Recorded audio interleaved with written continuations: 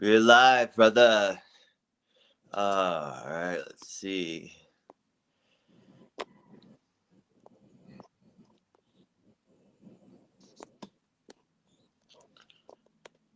All right, back from the black.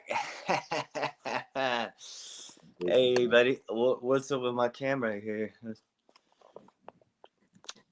I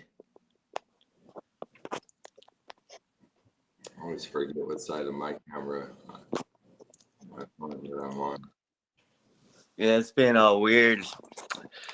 So, set aside my camera here. There we go. I can just do that for now. Um, this is my buddy Pete coming in live from Mexico. He wanted to open up with a little sound healing bowl of one of his many bowls that I've experienced down in many realms and dimensions of Mexico and many parts of it, indigenous lands down there.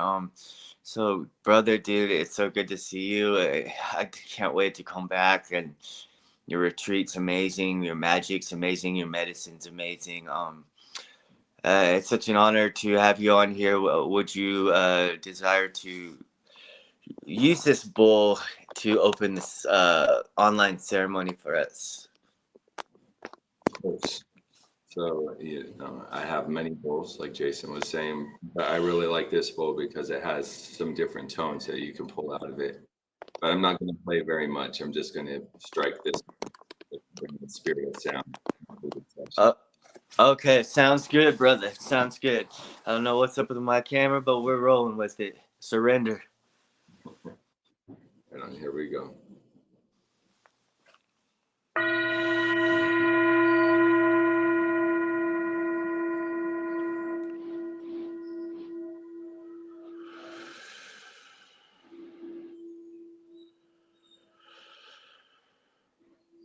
Ooh, Look at this. that's it. Mm.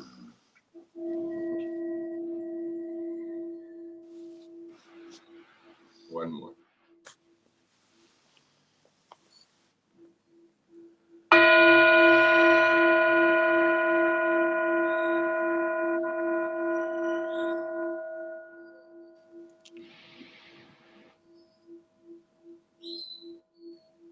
Oh, I can feel that one. I can feel that one in the third eye, bro. Oh, thank you. Oh, for real, that one.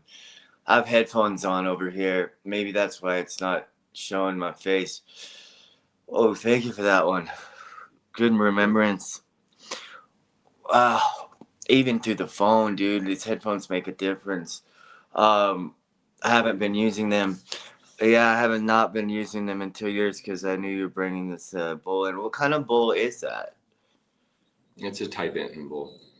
And it's cool. I mean, because even the way that I just did it, just not even if you're going into a full sound bath, it's a good way to open up sessions.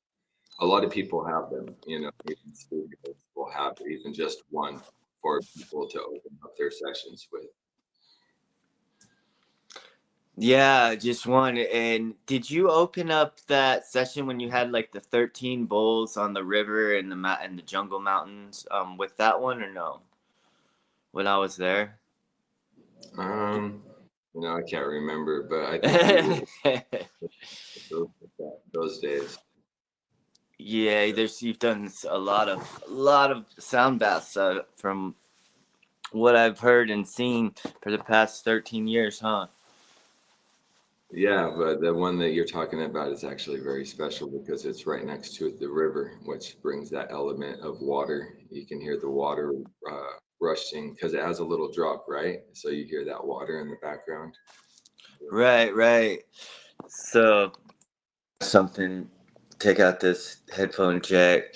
I don't know what's up with my camera, but it's all good. I wanted you to see the windows to my soul. As you said down there, you're wearing those rock star glasses all the time. You want to see those eyes? um. So yeah. It is really weird. There we are. I really would like us to communicate because you can see like emotional expression through smiles and stuff. And I want you to see my smile, bro, because I have a good smile. I know I do, and you do too. And it radiates love and happiness and expression. And I have a little tear in my eye from seeing your place over there in Mexico, dude, because you held so much space for me, and the way you hold space is so different from anybody I've ever experienced. And I've known you beyond a decade, dude. Like, seems like an aeons. You know, long time ago, like we were homies in the projects in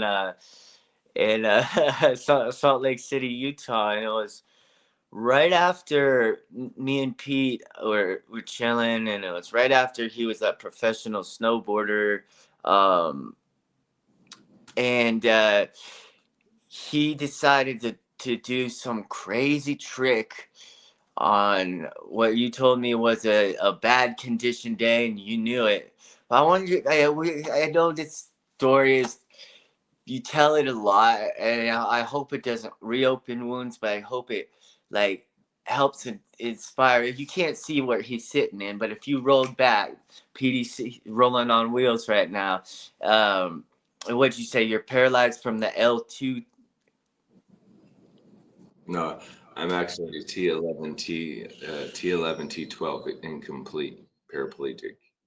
Yeah, so that means he can still jump around, and I've seen there's videos on my page where he's doing construction, jump out of his wheelchair in his bed, but he just can't walk, and he drives this camioneta, and that's kind of how you say it in Spanish, a truck with a stick shift like a lever, like it's like boom boom boom, and it's like he can still do dang near. I mean, let's set aside he has a beautiful girlfriend. He has all the things in life, and he's rolling around in wheels. And like, and I get down there. It's been 13 years since I saw you, bro. And 3 months ago, and I get down there and I'm like, man, this dude's energy has changed.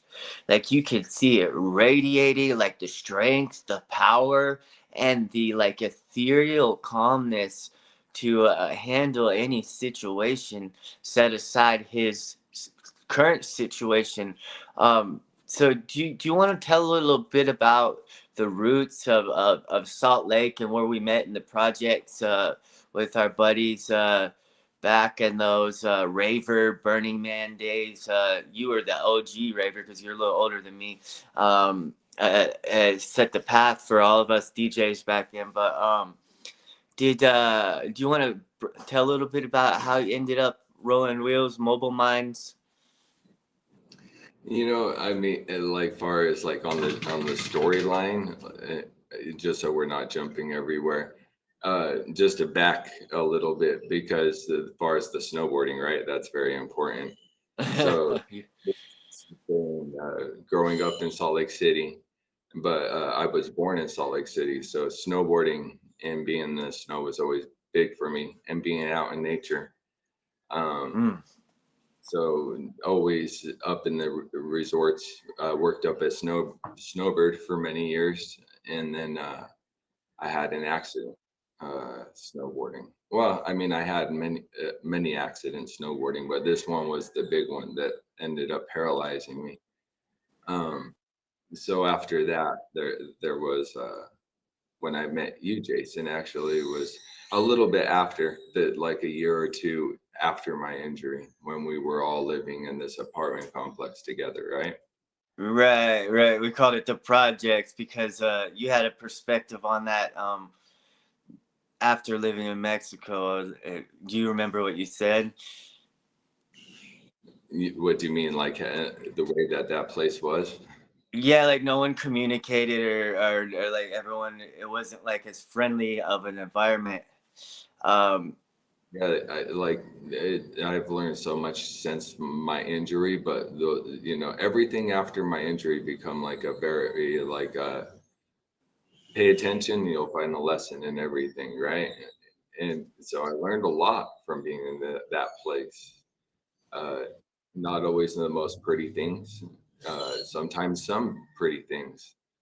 Too, I could say something that was not so pretty about that place is that it was like what, doors and doors. So you would have these line of doors. It was maybe like 30 doors on each side or 50 doors. And it was like Yeah. 6 stories up. So it was like, I mean, as I picture it, like a can of sardines of people just packed in a very small, but nobody would talk to each other. And that Yeah. to learn a lot about, depression and how people suffer and poverty and the struggle. And, you know, I moved from that place to another place that was also very hard to be Well, in. you also grew up in the hood in Salt Lake, set aside before that too. Correct. Yeah, I mean, like, because when I first was in Salt Lake, when I was born in Salt Lake, the first years, yes. I moved up north after that, up to a place called Layton. The first years Mm. were so wild. I mean, because we were like running around our neighborhood smoking cigarettes and stuff. That, like, I don't even know how old I was. I was like 5, 7 years old, maybe. Little Petey was singing at 5 and 7. Wow. I mean, we were just like in there, we were bored. There was nobody really watching after us. I always like to use the example of the dogs out here in Mexico that get abandoned in the streets and they don't not doing anything or being shown any love and they're just like rambunctious chasing cars. That was me as a child, kind of like just like nothing to do. It's being very wild. Yeah, I could see that, man. I can totally relate. You hit it. You hit it pretty. Got off the gates running.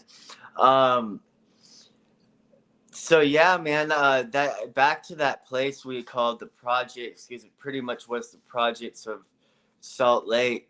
It was like for my vision when I go over there and hang out with my other buddies who live there. Shout out to them. They know who they are. The circle. It was like a big square of a tall structure, like stacked, like you said, like a built apartment, little tiny apartment after apartment. And when you open the door, everybody opens the door to face each other. It's not like you look in, and there's actually a beautiful tiny little pool in the middle of there, and a kid's playground, but there was never much joy happening. I never saw anyone swimming. I don't even know if it was kept up. I can't remember. I did like our buddy Taryn. Well, he was the only one that seemed to like bring kids around and um, So, find the that joy. that's cool. You're right. And so, how everything is with duality, like the good and the bad, or what we perceive as. But it was like those beautiful moments, like all the little kids that were there and Taryn and me playing with them. And not only that, but the old ladies that were on the other side, there was two of them. And one of them liked to draw and she would draw me and my cat. And I mean, that was 15 years ago and I still have that drawing. And she died No like way.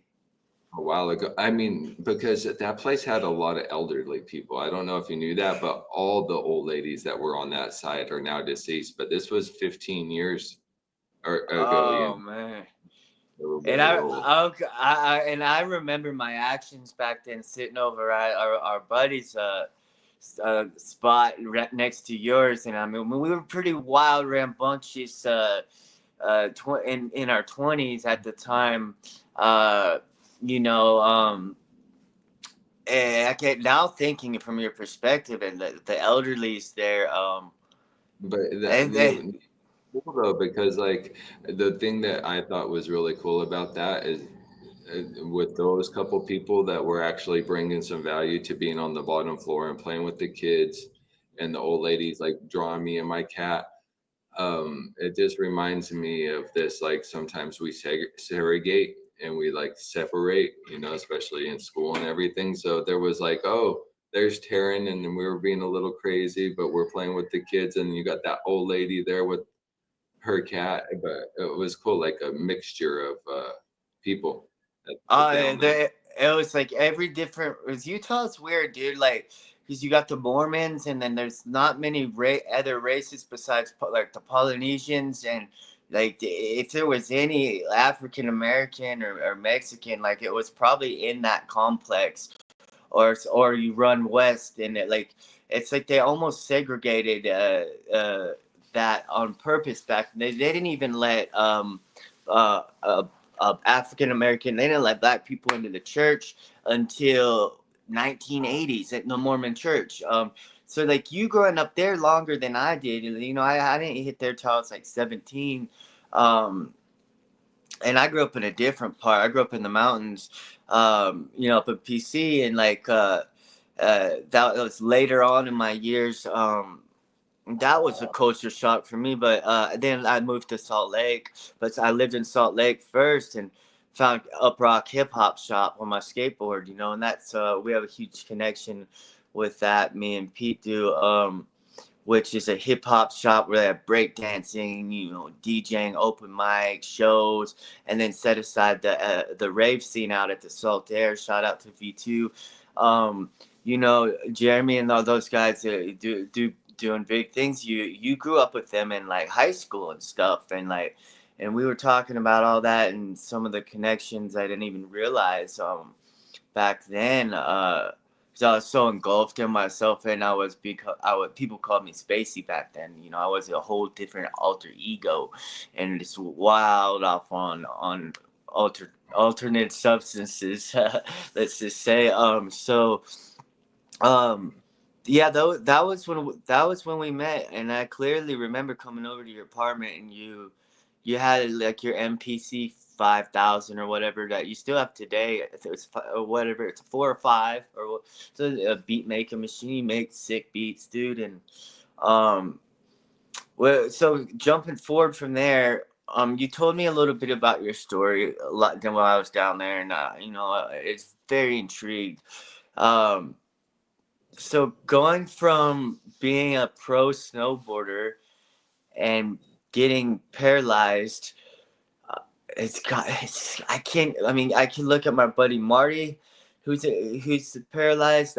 Not from different situations. I don't like doing comparisons. I can and I can look at you, and I can just y'all are so similar. You hold this compassion for the world, like like Ram Dass says. Like he says, I wish you could have the gift it took of me going through this pain and struggle to sit in this wheelchair. And you embody that, brother. You embody that gift. Um, I've experienced it in person and through your retreats, your ceremonies, and just kicking it, dude. And so along your journey, you said you played. So it was like a sledge hockey or something. Like you joined a wheelchair hockey team. Yeah, I mean, everything started after my snowboarding accident. Most of what I'm involved in nowadays is actually everything after my accident.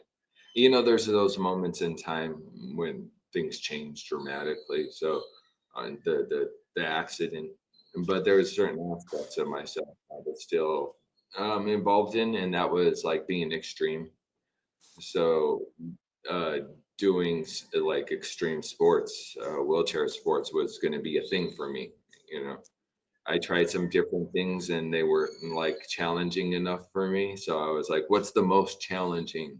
What's the most extreme? What feels like doing a backflip on your snowboard? So Yeah. sled hockey was the thing, and so I just fully signed up and did that. And there was a lot of different things going on with me. It was like the beginning of my healing journey. But hockey is like such a representation of life because it's a lot of chaos. It's a lot of aggression. Um, uh, People actually get very hurt playing that sport. There's some people that re-break their back. It's adaptive sports, You, you know, so you yeah, sleds. you said re break your back.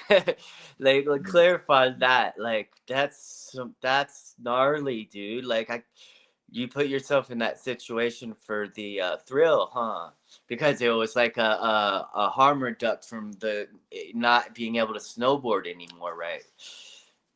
Yeah, but you know, I like to always clarify too, because even after I broke my back, I I was still taking risk, but I always say that it's not the amount of years in your life, it's the amount of life in your years. So I was always willing to take risk because life, you know, nobody's getting out alive. So for me, I was a thrill seeker. So I lived so much through that experience, you know.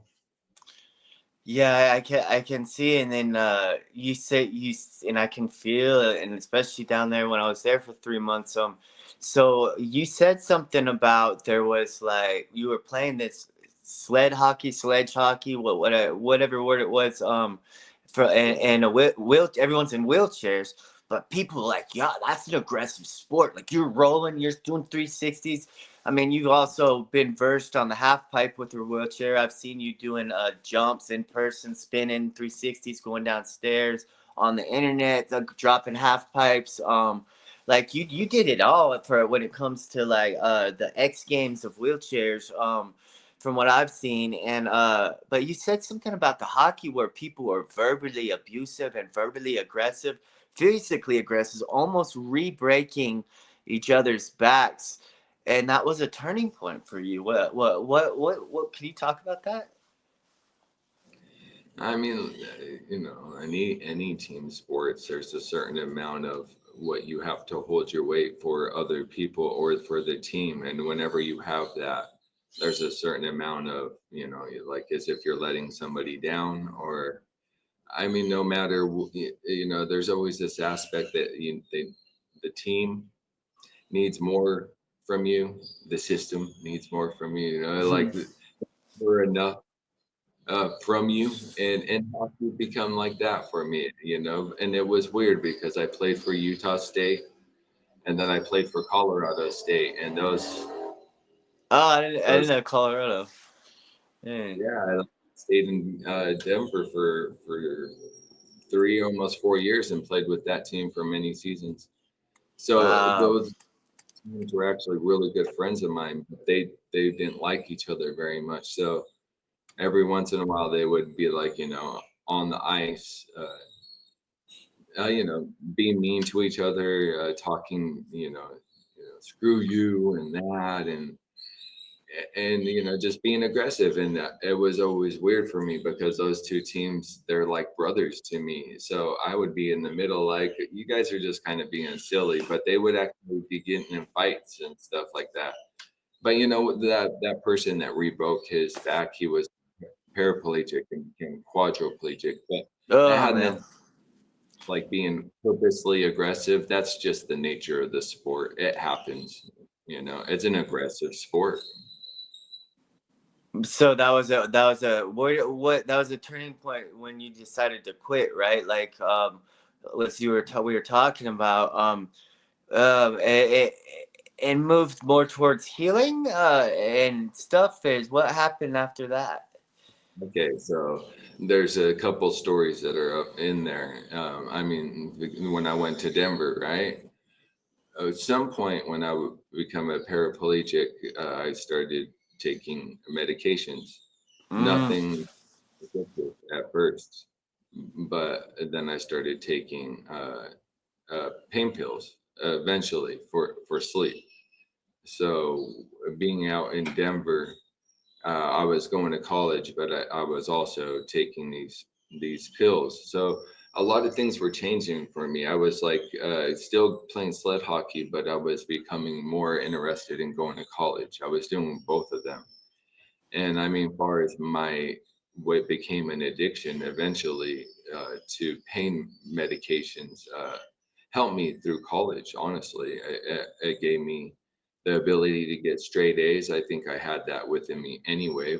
Yeah. But I used them in a productive way. I was never like getting my script and taking them in 2 days, and then there's the kind of like that kind of person that would do something like that.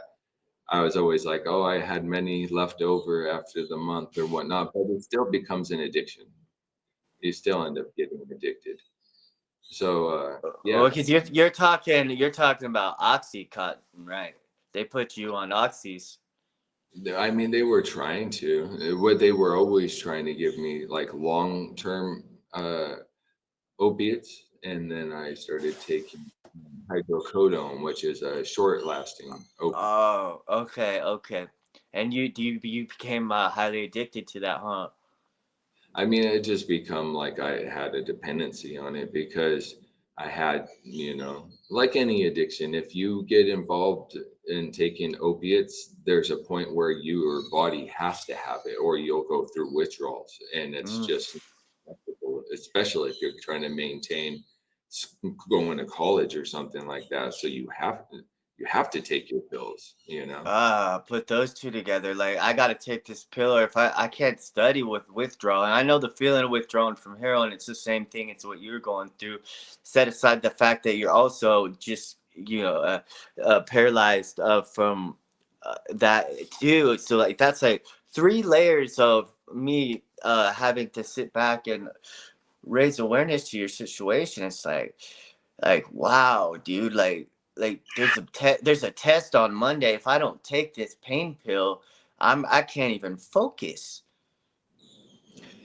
Yeah, I got such an opinion of how things went.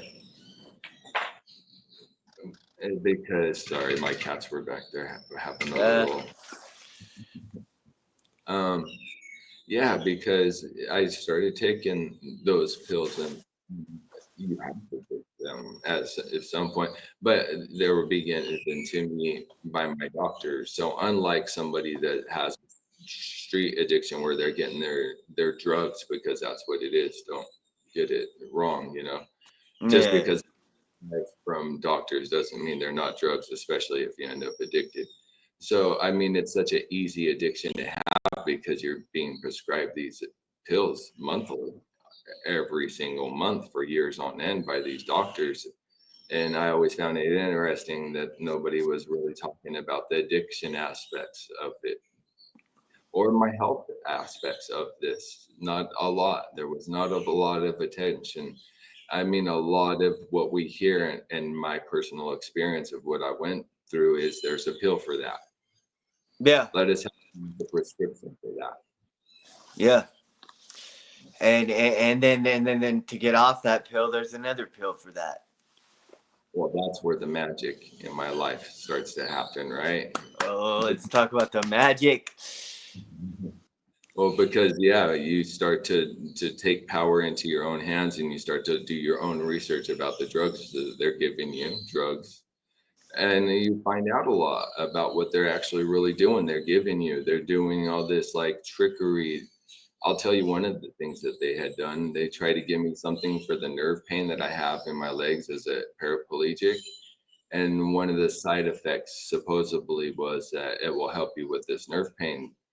And they gave it to me. I go home and do some research, and it's an antidepressant.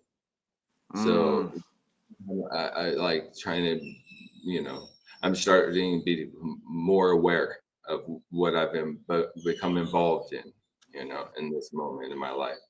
And that I say involvement, it takes a certain amount of disempowerment that I had gave away my power. But I had broke my spine. I mean, like, you're not in your most uh, grateful or like biggest moment of your life. It's a big moment. You're not in this a lot.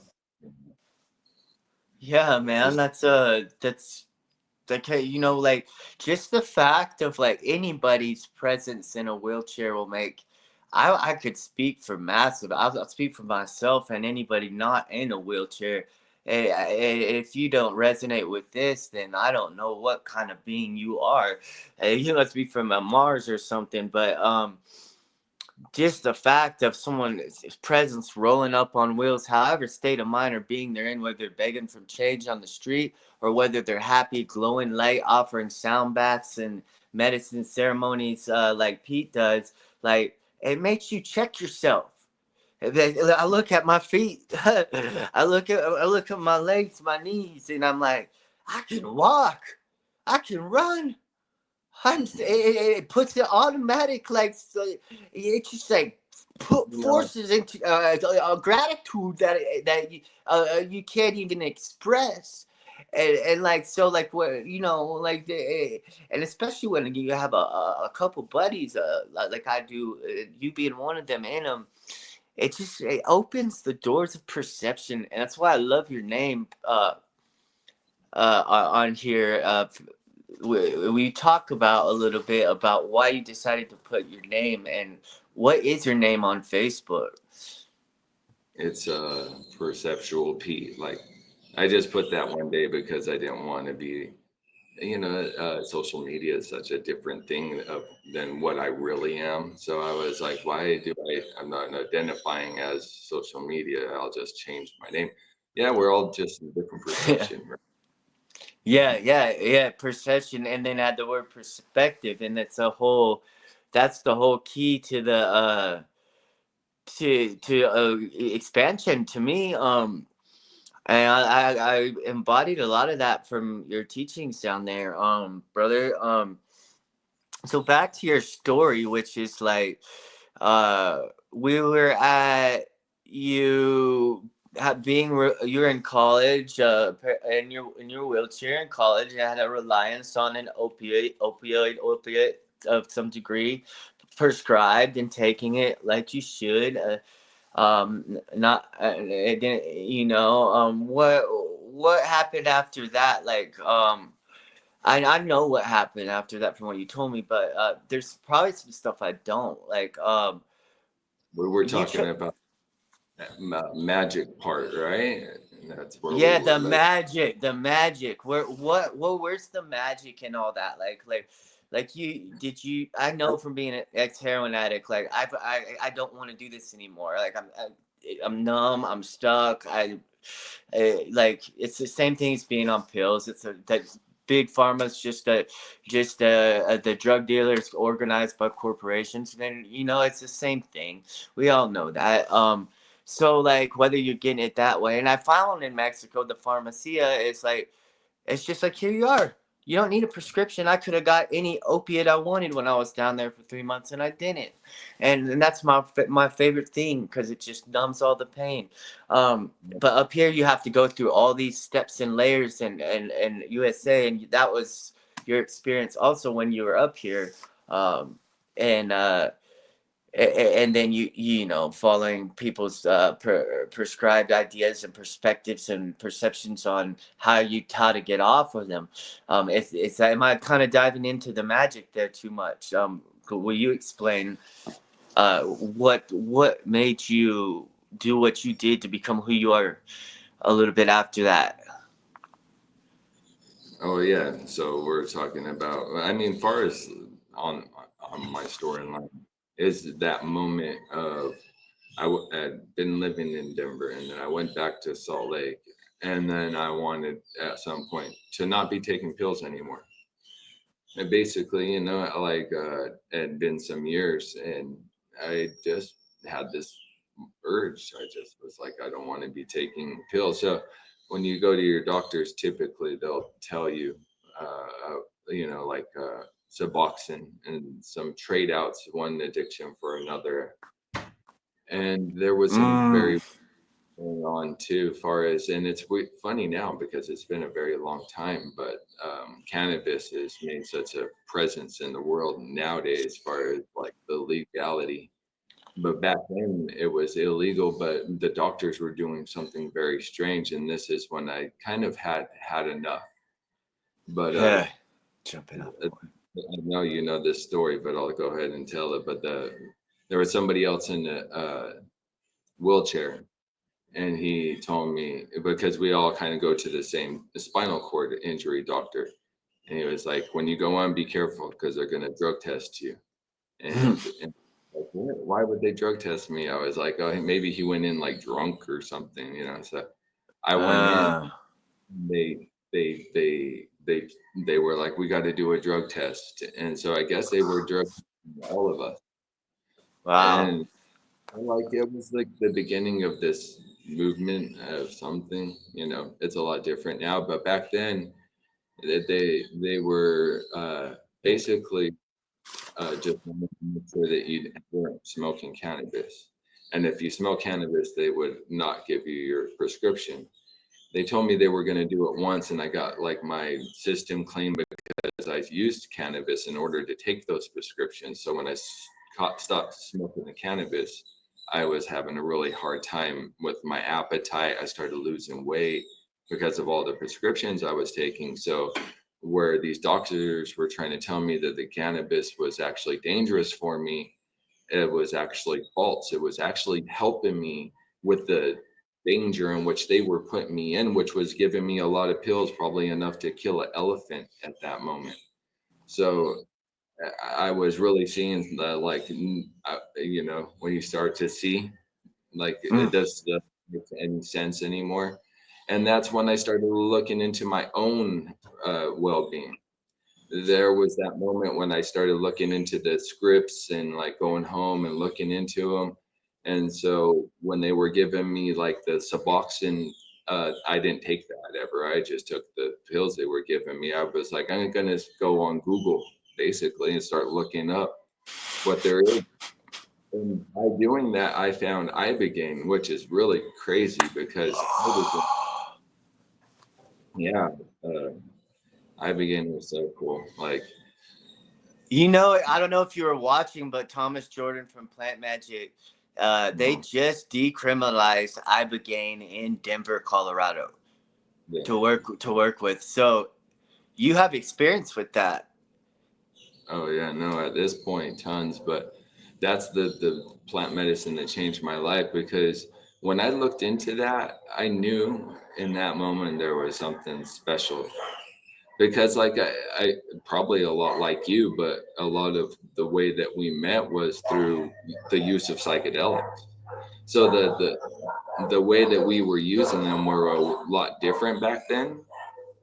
But at the same time, no matter where I was, I always felt like I was always the one at the festival stepping outside for a second just to take a breath and look up at the moon, you know? Oh, yeah, you probably were. I remember those days at the festivals. You had your truck and it had this arm. It would pull your wheelchair out for you. You don't have it anymore because you have the cover on your truck, and but and I remember that, bro. Like you were at all the DJ shows when I was DJing, and like you were rolling around in Moab in the rocks and the dirts in South Utah, like just like getting it, bro. And but your level of awareness was at a different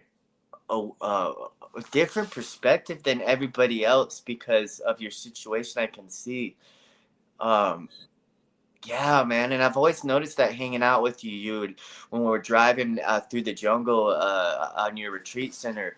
Um, you know, you would stop the truck. I'd be like, "Why is he stopping?" He'd be like, roll down his window and be like, "Look at this flower right here," and I'm like, "Wow, it's so gorgeous." I would never, and then you take a picture for your girlfriend, but like, hey, it's the cute little things you do. I adore that, man, and like, I just like, and then I never seen like some of the most ethereal things, ethereal, like ride it when we would drive down in your truck that one muddy spot at the retreat, and you're like, check this out, and you can't see these butterflies. It's gonna be we're gonna get butterfly bombed, and then all of a sudden, boom, like 1,000 butterflies just come out of the woodwork because they're like hidden because they're like chameleonized, and then they open up and like just those. You showed me these like most people wouldn't have the patience for that, and you showed me patience to a degree I honor, like beyond the word itself. And so we'll get into those stories later, but kind of got off track. We were talking about ibogaine, Yeah. and So yeah, the ibogaine part, so I'm sure that I seen the talk that you had with this guy from, he was talking about ibogaine as well. Oh yeah, from Plant Magic. Yeah, Jordan. Yeah.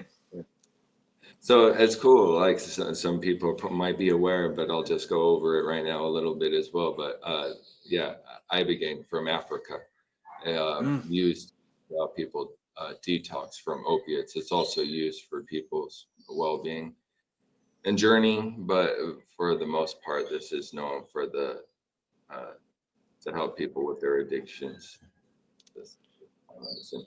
So going back to like working with Ibogaine, I decided to work actually really close to where I live now in San Pancho. So my brother was living in Vallarta, and I thought, wow, how cool! There's this like Ibogaine clinic right next to Puerto Vallarta in Mexico, and so it's about an hour north in a magical little town called San Pancho. Oh, And I love it. I love that. I love San Pancho. But keep going.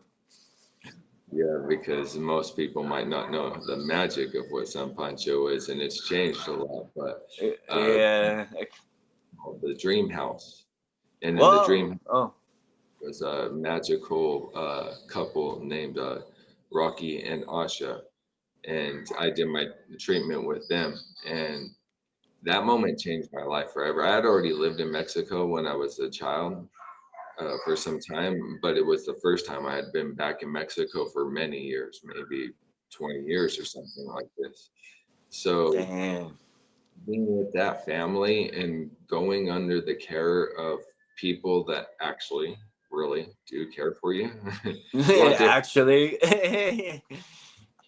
Yeah, because like I learned so much through through the medicine, but not only through the medicine, through the love and care, you know. Uh, Oh. Need support. I mean, these people, it's been over a decade and they're still in love and support to me. They always help me, and they always, if I need any like advice, just very solid people and very passionate in what they do.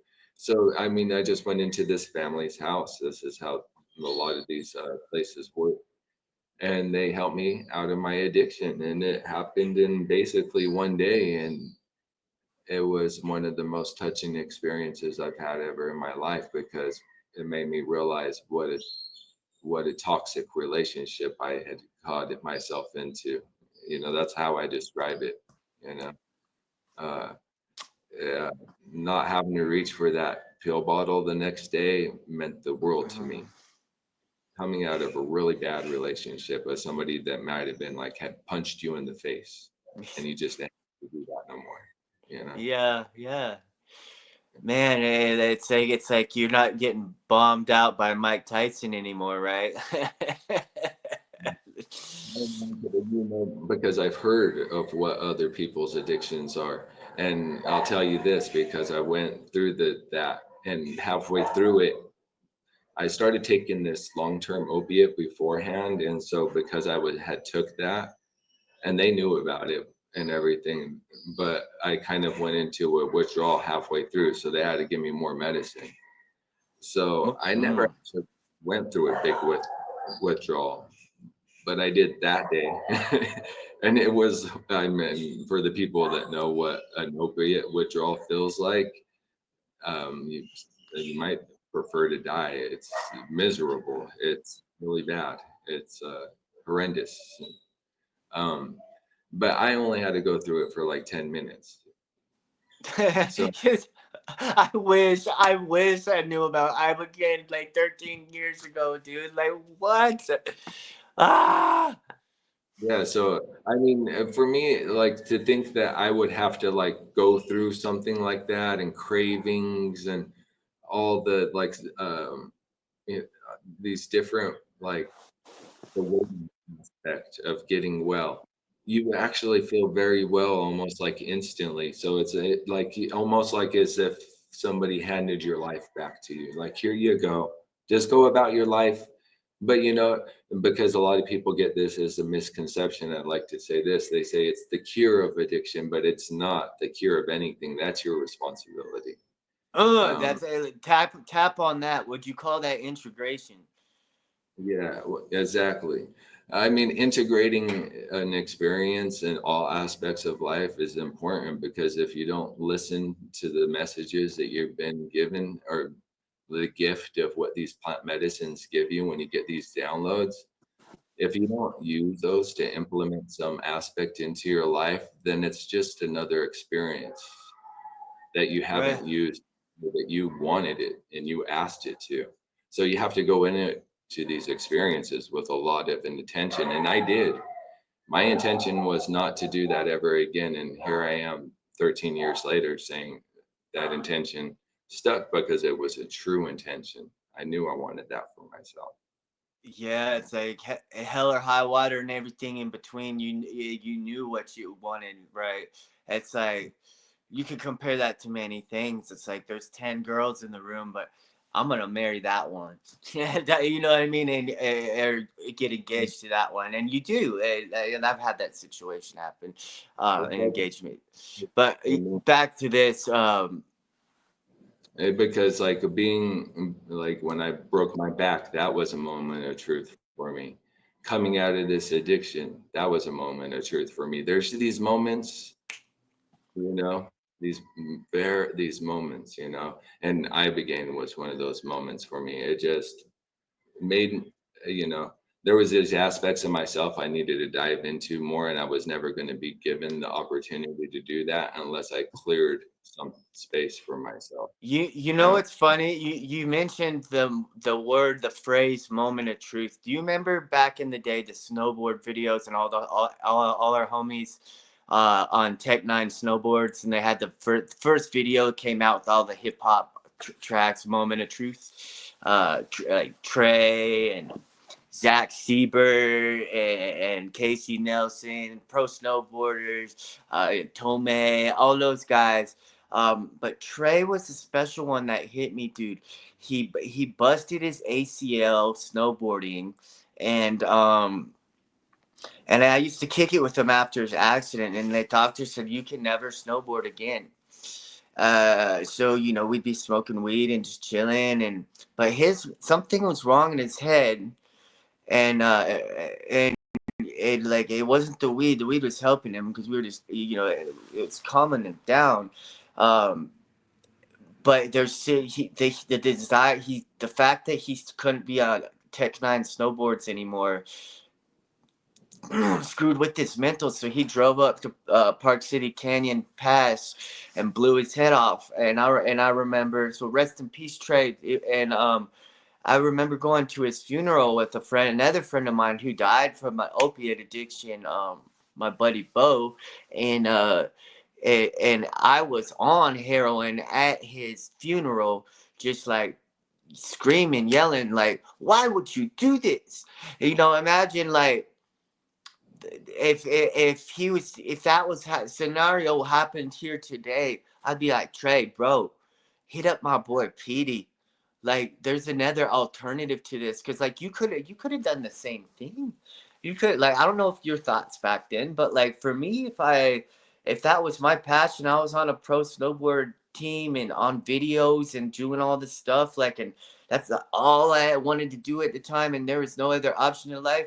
I might put a gun to my head and pop my cabeza, like like Trey, rest in ethereal peace, brother, and like, um, there's someone that made it out of that, like you, that can help people through with plant medicines such as ibogaine that you said roots from Africa, and now it being decriminalized and stuff out here, and been indigenously used for a long time in Mexico.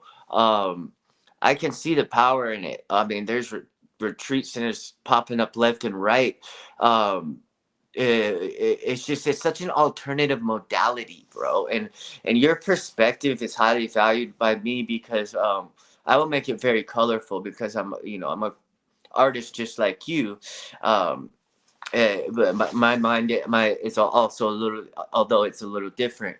um Just like we all have our own differences in the way, in perspectives and perceptions. That's why I adore your name, brother, on Facebook. How you identify yourself. So are these options available for people like that are addicted to? Does it work on fentanyl? Does it work? It works on heroin and opiates and oxys and opioids, obviously. Oh, it lost you.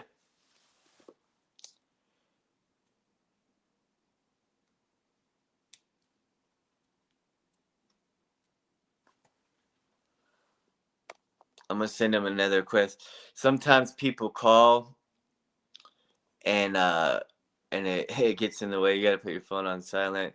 Maybe I didn't tell him that. Maybe we're about to go deep. Hold on one second. Uno momento.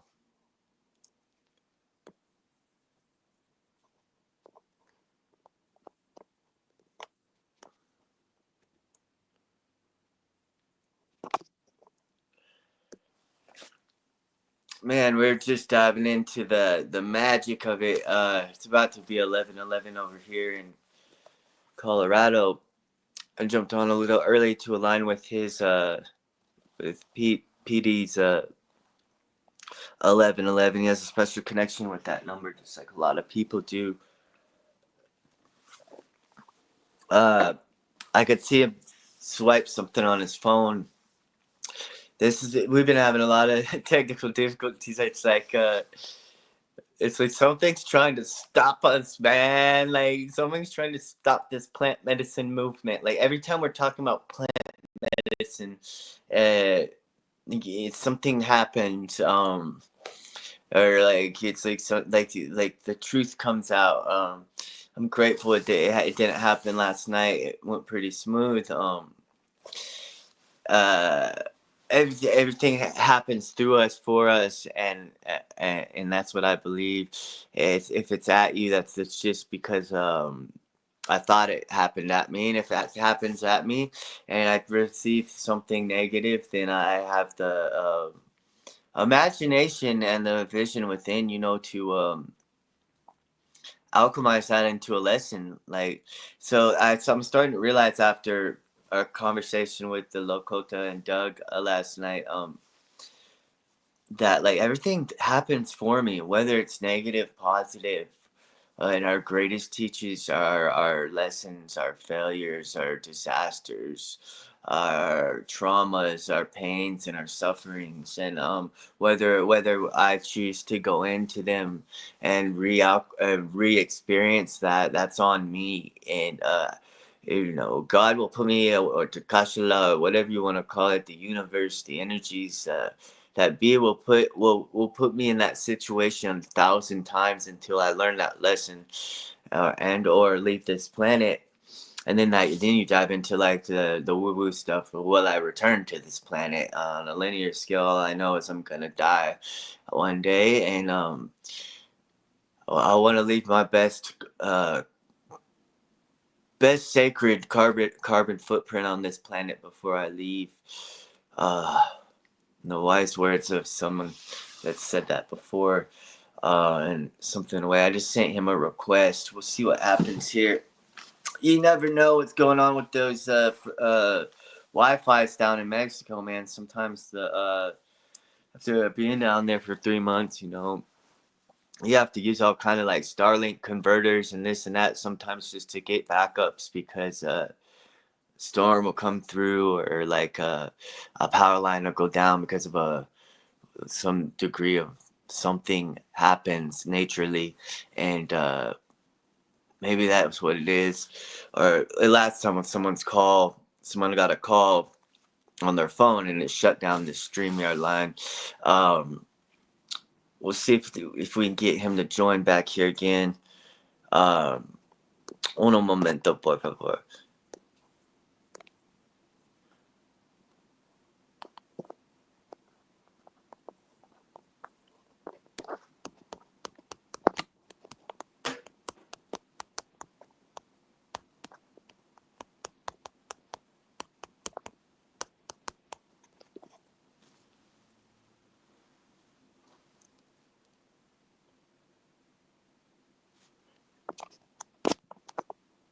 Yeah, he did say. He said he didn't know what happened. So I'm gonna pause my camera real quick, check in with him.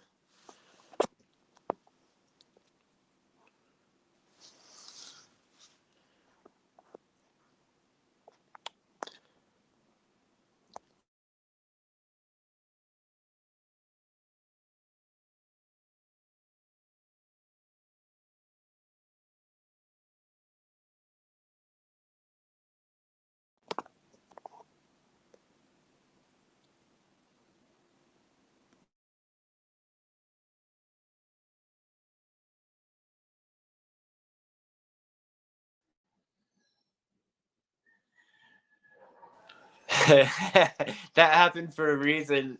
I love that little text you gave me. Thank you for regrounding me, brother.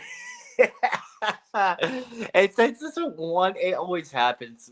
I love you, dude. Like you really helped me see.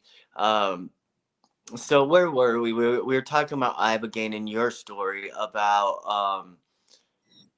about it changing your life, and that was another pivot point for you. Yeah, so when I decided to come out here to have that experience, I just, for me, it was very personal because I'd been out here when I was a kid. So reconnecting to Mexico felt like reconnecting to a certain part of my childhood and like a certain amount of what now you know about this culture, which is different than a lot of the different aspects of what is in the United States. And so when I went back, I went back to that same spot, that apartment complex that we've been talking about, and I was there for some months getting ready, and I came back to Mexico, and I felt like this necessity to hurry and get back. I couldn't as fast as I wanted to, but I did. I see. I feel that. You know what? I was expecting this package yesterday, and I think somebody might be delivering just 1 second. I Okay. no no worries, brother. Dude, he's so fast in that thing, man. Like, 'cause he used to play that sledge hockey on professional teams. Like, I'll be trying to keep up with him, like, when we're walking down San Pancho or Sayulita, Vallarta, wherever in Mexico we are. Even in the jungle, dude, I'm like, slow down, Petey, slow down. Like, Speedy, I call him Speedy Petey because, Petey's his birthright given name. And, man, he be hauling in that thing. And, like he said, like we were talking about, you go to his page, there's pictures of him back in there dropping in on half pipes and like doing 360s and like, man, there's some stuff he's done on that. Like I probably don't even know if I could do today on a skateboard still. Being a decent skateboarder, so like let's see how fast he gets that macro libre, or whatever they call Amazon down there. There he is, Speedy Petey. I was just telling you a little background about macro libre and like the differences between Amazon and your Oh, half pipe, and how I gotta catch up with you in San Pancho because you roll so fast. well, uh, this is an example because when you move out to Mexico, a lot of the things don't happen in the way that you want, like the convenience of things. But sometimes convenience actually does a lot of harm to us, like not mm, getting when you don't, when you want. And, so a lot of things happen. Like this package was supposed to come yesterday. And I was like, watch, I bet you it's going to come when I'm talking to Jason. And of course it did. you manifested that, bro.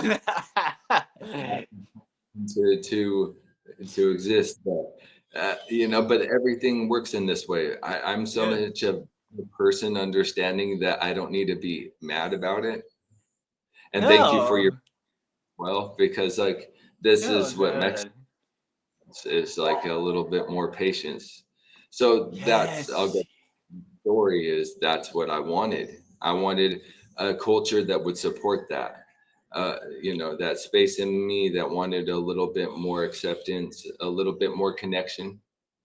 Mm. As and from the time that you spent here, people are a lot more likely to just walk up to you and ask you how you've been or remember your name. or come back around, or you'll see them more often, especially in these little towns. They're such a nice place to heal. So moving So to beautiful. downtown changed my life. I would say this is like a growing. That's where I grew up. I say, of course, I'm joking because I was 35, but that was growing up, and leaving that addiction behind and becoming a new person. You know, So, and I felt some of the same when I stayed in that part for a month. And then mhm. when I was with you for the other two, but there's something about it, and like returning to America when I regressed here, like the convenience is so convenient that I'm looking back now. Like I didn't have a car down there. I could catch the Compostela, the bus, which has no wheelchair access, by the way, right? So I couldn't imagine you being down there. Um, and you can't just go to a Walgreens and get anything you want behind at any time, just across the street. It's like it makes it like pushes you into the realms of your journey, like what's gonna happen on the way just to get a toothbrush. You know, like it's like, and then you make those connections with people that you see every day rather than you having to schedule time to meet someone in person because everyone's so busy with their lives and distracted from these conveniences and Well, it's fun uh, got my wheelchair into it because even moving to Mexico, being in my wheelchair, I always kind of talk about if my soul had made a contract before I came here to do something like some work, it was never going to be the easy way. And being here in Mexico is like a testament to that because driving over like cobblestone streets in a wheelchair is difficult. But if anybody could do it, it's definitely the guy that was like dropping down into half pipes in his wheelchair and stuff.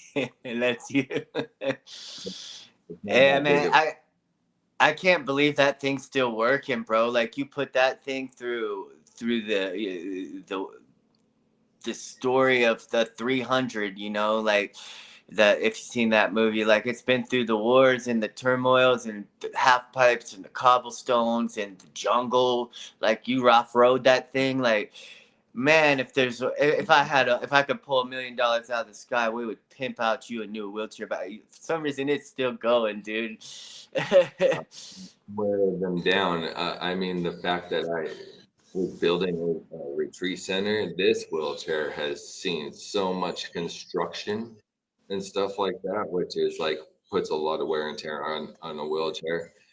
But yeah, I've always went by this philosophy. Tell me that I can't, and I'll show you that I will. So yeah, my wheelchair gets super beat up from doing all kinds of stuff. Yeah, man. Yeah, I can't believe seeing you do some of those things. And like, there's some videos I posted back that we had co-created kind of with the drone and stuff about. He's out there fully doing construction where we're building a mini home from chicken coop, like horse stable. And he's doing Petey's out there in a wheelchair doing most of the work, and you Yeah, know, there's some Funny standbyers and there's some overseers, and yeah, that it was so like like I mean, because Jason, you were awesome to be able to donate to be able to build that mini home, but also at the same time, I used to do so much construction when I was younger before I broke my back. So right. coming together and doing that and being like, because being that it was my project, but the sense of like I'm always standing up for anybody, but also standing for the disabled community. And it's like I love that expression that like I can, you know, that choo choo train. I can. And I'm Yeah, like, Johnny or whatever. Yeah, that's how I feel myself. Like that's how I like that steam engine. Like I can. I'm I always know looking I for the I can. myself. Nice. I like that. I just picture that little blue cartoon Choo Choo, whatever his name was in the back in the day. Um, so we were out there do you want to talk a little bit about the experience we had on what why did you name your retreat center the name you named it, and what is the name of it? Do you Okay. So I desire to mean, talk about? yeah. So it's really cool. The reason the retreat center came into existence basically is first we had already owned the land. It's absolutely beautiful, as you know, next to a basalt rock formation setting that's right on the river. And so I like such a beautiful place. Hard for people to get to because it's only a couple property owners, so it's just this like no noise out there. So the reason why I made the a retreat center, started turning it into a retreat center, was because uh, being involved in the iBegin community helped me understand how people weren't really being able to integrate their experiences like they would like to or needed to. And so, I kept on seeing people that would do iBegin, and I was like, within the iBegin community, they become like my family. And so when I would see people coming back, and then people also leaving almost like sick a little bit, it takes a lot out of you to have that experience, and all of a sudden your body's like, whoa, like what's going on? You're gonna be good to me and like give me good food, and I'm not just gonna treat myself like crap and not drink water and eat Doritos because I'm starting to get taken care of, and your body doesn't know how to cope with that.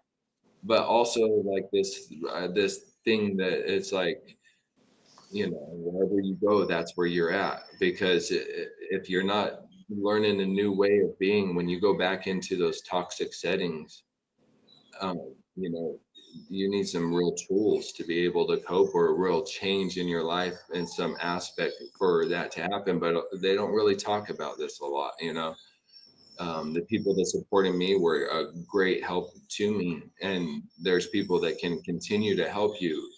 We usually call them like integrationalists, but you can also get a therapist, but somebody that continues, or even if you continue to do that work yourself. But uh, I wanted people to have a space where they felt safe, where they weren't being distracted, and where they could connect to nature. So being this place was off grid, being able to offer that, like, what addiction is about.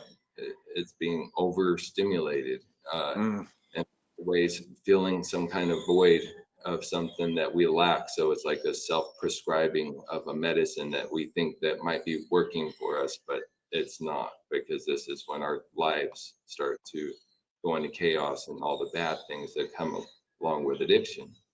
Yeah. So I wanted people to have a space in order to just connect with the river. We're not Mm. going to over in any way. Of course, we're clean now because we left that addiction behind with I began, but also we need to address like the not being able to be with yourself. And that always looks like the tuning out to something, the needing of something, the watching TV, whatever that form may be. Everybody knows within themselves where they're tricking themselves. It's not the Eh, TV, but if you watch it all day, every day, then it becomes toxic. So everything is used as a tool, and it has the duality built into it in and the way that's that what we. yes, that's where they say the biggest lie, the most dangerous lies, the lies we tell ourselves. Hmm. So it's really interesting when you get to be able to be off grid, because you have to be with yourself. You don't get to distract. You would like to, but there's no gadgetry, there's no screens. Typically, the number way of addiction nowadays, because a lot of addicts, what they'll do is they'll leave the addiction behind, but they'll trade it out for something a little bit less addicting. We call it like a harm reduction, which could be okay if it's something like cannabis. But if it's something like, oh, yeah, I'm not addicted to heroin no more, but I continue to like watching porn and smoking cigarettes and gambling and stuff, well, you might end up back. in the heroin or whatever addiction, whatever it is that you're distracting with yourself from, doing that healing in order to be Uh, with yourself. right. So Harm reduction, I believe in 100%. I heard Jordan say two other perspective names on it. He said he called it phasing out and something else, and I was like, that's cool, man, because it's a well known household name in recovery, harm reduction. But I like phasing out. Like and that goes into like sound healing and stuff. Like when you phase out frequencies internally, like it's similar to that. yeah, I mean, because the truth is we may need a little bit of help. The cool thing is, as a human, everybody's having such a unique experience. Everybody has to decide within themselves what's working and what's not. But the number one thing I always say is like, if you're actually considering a pharmaceutical, do some research, and then also look into those like wise plant medicines, because those might be options. And a lot of times we'll find out that they're a better option for us. There's a lot of alternatives, obviously, besides the pharmacy. You know? Right, right, and the first alternative, like, would be for me to tell somebody if they were considering things not in a place of like not being on a substance or something, would be meditation or yoga or breath work or sound bath or ice plunge or something organic that doesn't involve taking something. But then for me personally, um, the next step would be plant medicine. um, Understanding working with you on plant medicine, you helped me get from taking I was prescribed due to my neck spasms and my story with that being put on a psych med that caused that, and I had to harm reduct from that with psych meds. And I got off three different psych meds because of psilocybin mushrooms, at a microdose that we harvested down there. And I harvested down there. You know, there's some drone footage of you with that drone, and you, you know, I got down from 30 milligrams of Valium a day prescribed by the legally taken as prescribed. Yeah, I abused him at times, yes, of course, because of my delusional thinking. Yeah, I couldn't sleep. I'm gonna take an extra one, or whatever. I made up. I went from 30 to 2 milligrams in a matter of like time, but like it took the time I spent with you, it was a matter of like 2 days, 2, 3, 4 days, brother. Like I was also microdosing. I actually started microdose before the microdose to the psilocybin. I was microdosing peyote, and I had never worked with a grandfather ever, and starting with a microdose on that, and also having the distraction of construction work. I'm not seeing any elephants out of the sky or anything like the medicine you surrender to. I surrendered to it and let it do its thing, and somehow I got to just taking it at night, 2 milligrams for sleep, and I thank you for that. Then continued the program until I came back to the U.S., where I'm not microdosing anymore. Uh, and I'm to that same point. So your theory on the and your science behind it actually worked for me, and I don't have to stop my car at 1 in the afternoon and pop my pill bottle out because the doctor said I need to take 3 a day because of my neck spasms. And there's still a journey for me on that one, but you can see it in these videos. I'll be doing this thing with my neck like it looks weird, and me, yeah, it used to be 10 times worse. So thank you for that. I honor that. So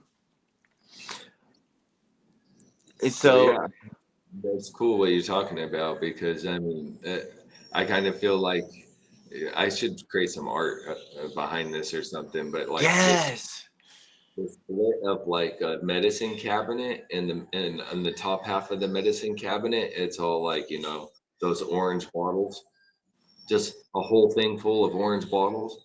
And then Yeah, on the side, it's like nature and a mushroom growing out, and like a little path for walking.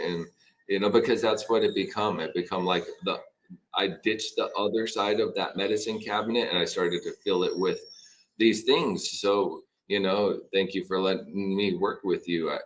I've learned a lot about uh, all these tools. They're tools.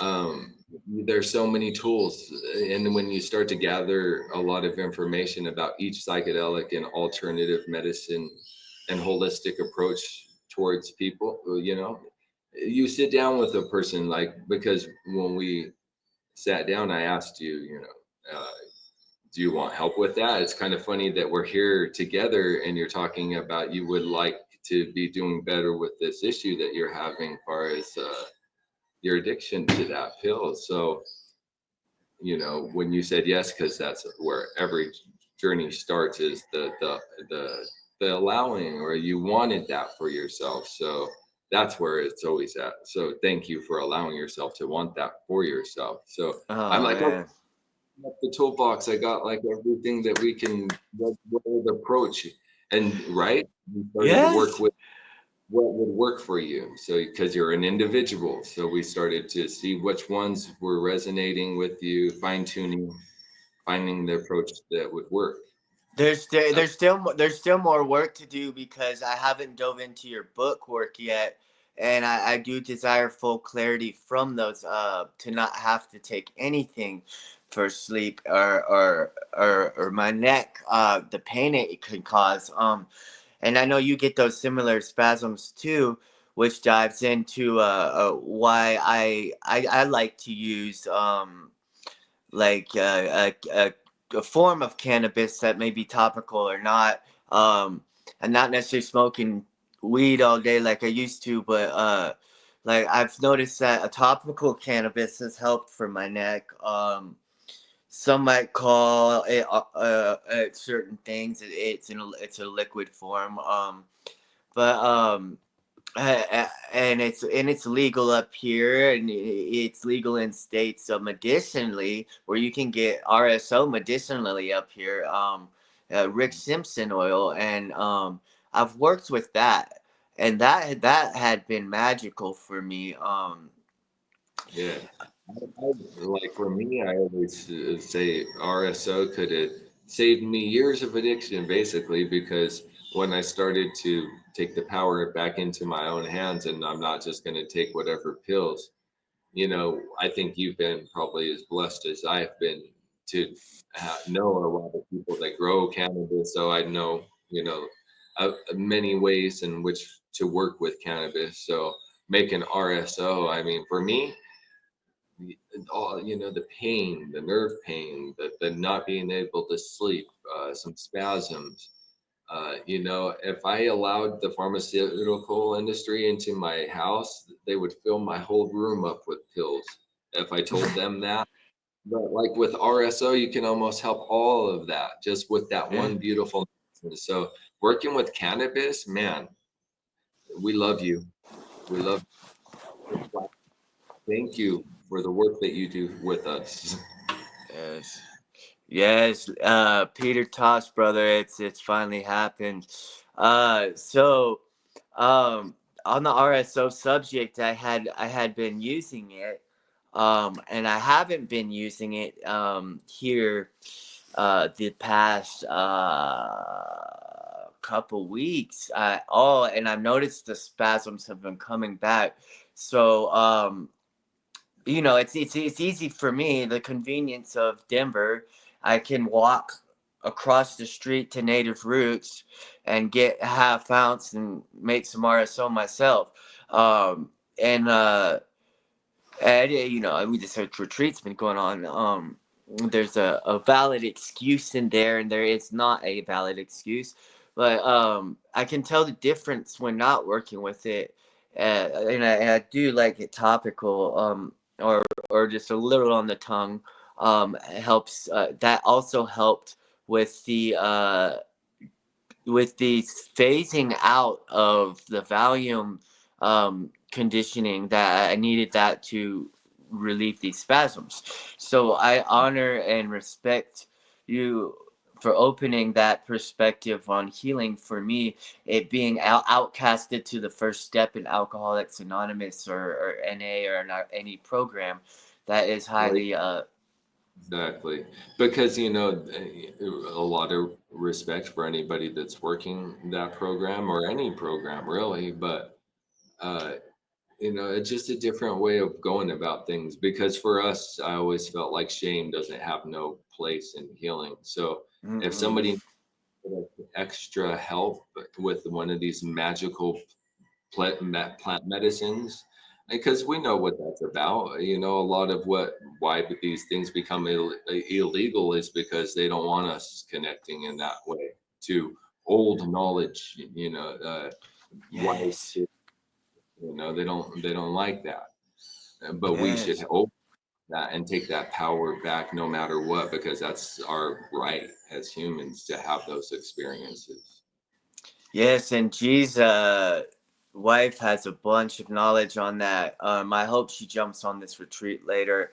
I would love to let her jump on here or give her the opportunity, and rather than let like I'm holding something, I give her the opportunity, man, to speak some actual science knowledge that's been came from school where that I've been told from her that like they study in doctorate school like 10 years that like where they threw out the organic book of medicine and they show them the original manuscript and they're like we're not allowed to use this and because in big pharma like you can't patent a plant because it comes from nature. It has to have a altered molecular structure, as you and I both know, in order to patent something. So the USDA, federal FDA can say this is classified as a whatever source of medicine that you can heal with through your local pharmacist that will help you out that has no idea what you're going through and if they do, we love you. And if it works for you, we love you too. And it's not saying this is the only option. Like, don't just go throw all your meds in the trash can and run through cow fields thinking this is the answer. Do your research, right? For the people listening. Remember, we were just talking about like harm reduction and the way that that's done. I mean, within the ibogaine community, a lot of us have always took that approach of when somebody's coming off a hard addiction, there's a lot of things that are happening for that person. You got to be very compassionate when you're thinking about your approach when you're talking about somebody that just all of a sudden quit taking their drugs in like a day. You know, sometimes it takes a little bit more, but it's so fast that a lot of times a lot of things come up. A lot of things like not being able to sleep, pain. You know, a lot of these people have been masking things for so long. The only approach would be to have a little bit of compassion and say, put some RSO on that. Take a this to be able to sleep or something. Like are we being compassionate or are we being like setting ourselves up for big goals that we'll never accomplish and then we're back into the shaming of ourselves, the very thing that got us into addiction in the first place. Right, and So the we funny thing you mentioned cannabis is also mentioned in the Bible. It's called a different word, but Jesus used to use that to heal people. It's a well known thing, and actually the wine that when he was turning water into wine, the stories that have been passed down is actually same thing the Egyptians were doing. It's a mixture of mana like a mushroom, psychedelic mushroom, a blue lotus flower, which has some psychoactive properties, and cannabis oil, and they would drink this wine, so-called water into wine, and it healed this person. So that's biblical too for those that are into that book. It's a beautiful book. It has its darkness and light, just like everything. And I just want to throw that out there. So now back into the realms of what we're talking about. You, ibogaine really is a masculine plant, right? I mean, those terms kind of get keyed a lot like that. I could feel like that for a lot of people. All of them embody a certain duality of both masculine and feminine. I mean, far as, Yeah, right. these downloads, I would say, in a certain way that helps you understand things a little bit more clearly. Like the science behind ibogaine is actually very fascinating, and the way that it works with your brain. There was this study that said that when people take ibogaine, they have this like moment. It lasts for a couple weeks, and it's as if your brain went back into that state of when you were like pre uh, 13. In that part of your life when you were able to learn like 3, 4 languages as a child, and it was nothing. That when your brain is still like very flexible, so it Mm. has the ability to open up that aspect in you, which is actually really fascinating, because a lot of people will say things like, I remember what that room smelled like that day. I had forgot about that. Or, so it really like shapes you when you start to say, I remember what it could be traumatic a little bit. Like, I remember what that smelled like the day my rapist, uh, the room, what that smelled like in that room that day, but that's something to like revisit or rethink about. Like, sometimes it smells like the dandelions or like the flowers of your childhood. Everybody has their own work to do, but it wakes those aspects of you. So as much as it gets talked about as far as addictions, it also has a lot to do with like healing family stuff. It goes like back in Mm. timeline a little bit further than some other psychedelics. It wakes up and opens up the timeline. Like you see it all. It's all coming together. You know, you're starting to making bigger understandings of why things happened, and allowing the it's okay aspects of it. You So know. it's basically like stripping the toxins from you physically and doing shadow work for you all in one day. Is that does that sound right? Yeah, I mean, because the thing is when you're working with it as detoxing, sometimes it's a little bit more complicated than that. Mine was basically in a day. I did a little follow up because there was some like a little bit sticking around in my body, as far as the Mm. actual addiction. So, I mean, but it's such a gift to be able to go through that experience so quick, and even if it's not in a day. I mean, the cool thing is as much as we tricked ourselves into believing the pharmaceutical industry has answers to all our problems, nature actually has the answer to all our problems. Let's Right. say for instance, there's a plant that Mother Nature made to help us with that, and that's such a perfect example of that, isn't it? Yeah, man. There's a plant for almost anything to help us solve our own problems. It, it's how I received it. That's why I like to have these little house. I'm surprised it's still alive after being in Mexico for 3 months. But I like that, man. So now going into your deep understanding scientifically and experientially, how ibogaine potentially helped you save your life once again, besides your own internal strength and discipline, and determination and the integrity that you embody. Uh, you are you facilitate are you do you facilitate the ceremonies or no? No, It's just well, that's the cool part. Yeah, that's the part we hadn't talked about yet. Actually, is that like once I started seeing that need for a retreat center that needed to help people by creating what I felt like was very appropriate off-grid for people that are working through addiction, after as we call it, aftercare, or a place to integrate after their experience. So mm, then I started like working Paloma. Try to get her inside, and she want to come inside. But so the way that I came into this work, I really love it because I never really asked for it. It become a thing of like I did it for one or two people after they seen my change and what I had went through here in Mexico. So when I went back to the States, I started holding space for people with another medicine that kind of fell into my lap, which was DMT, which was really interesting. 5-MeO wasn't really being talked about at that time. That was 13 years ago.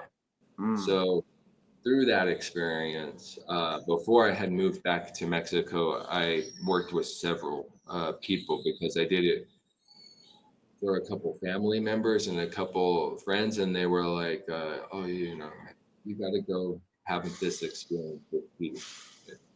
Mm. And it become like that, and then I was like, all of a sudden, I'm just like full of getting kind of busy being able to do that. Nice. Um, it was like the beginning, though. I was very young and naive a little bit, and with the way that you do that, that was before I moved to Mexico. So Mexico was actually the thing that allowed me to create that container, which was for the La Vida retreat, which was like that place where I was now going to start taking it very seriously. Not too seriously, but Yeah, yeah. real commitment. I'm committed now to I'm building a retreat center. I'm living in Mexico, and this is a real decision that I'm Well, making for well, for those that listening that don't know how committed this commitment is, uh, Petey lived on this in this jungle of a retreat center in the middle of the mountains, in the middle of nowhere, basically in Mexico, and by himself in a wheelchair for 4 years. I mean, there was one point when I was in a relationship and me and her kids, but I mean, basically as the man. But as far as being a wheelchair user, it's actually really cool to tell the story that I was out there actually macheting.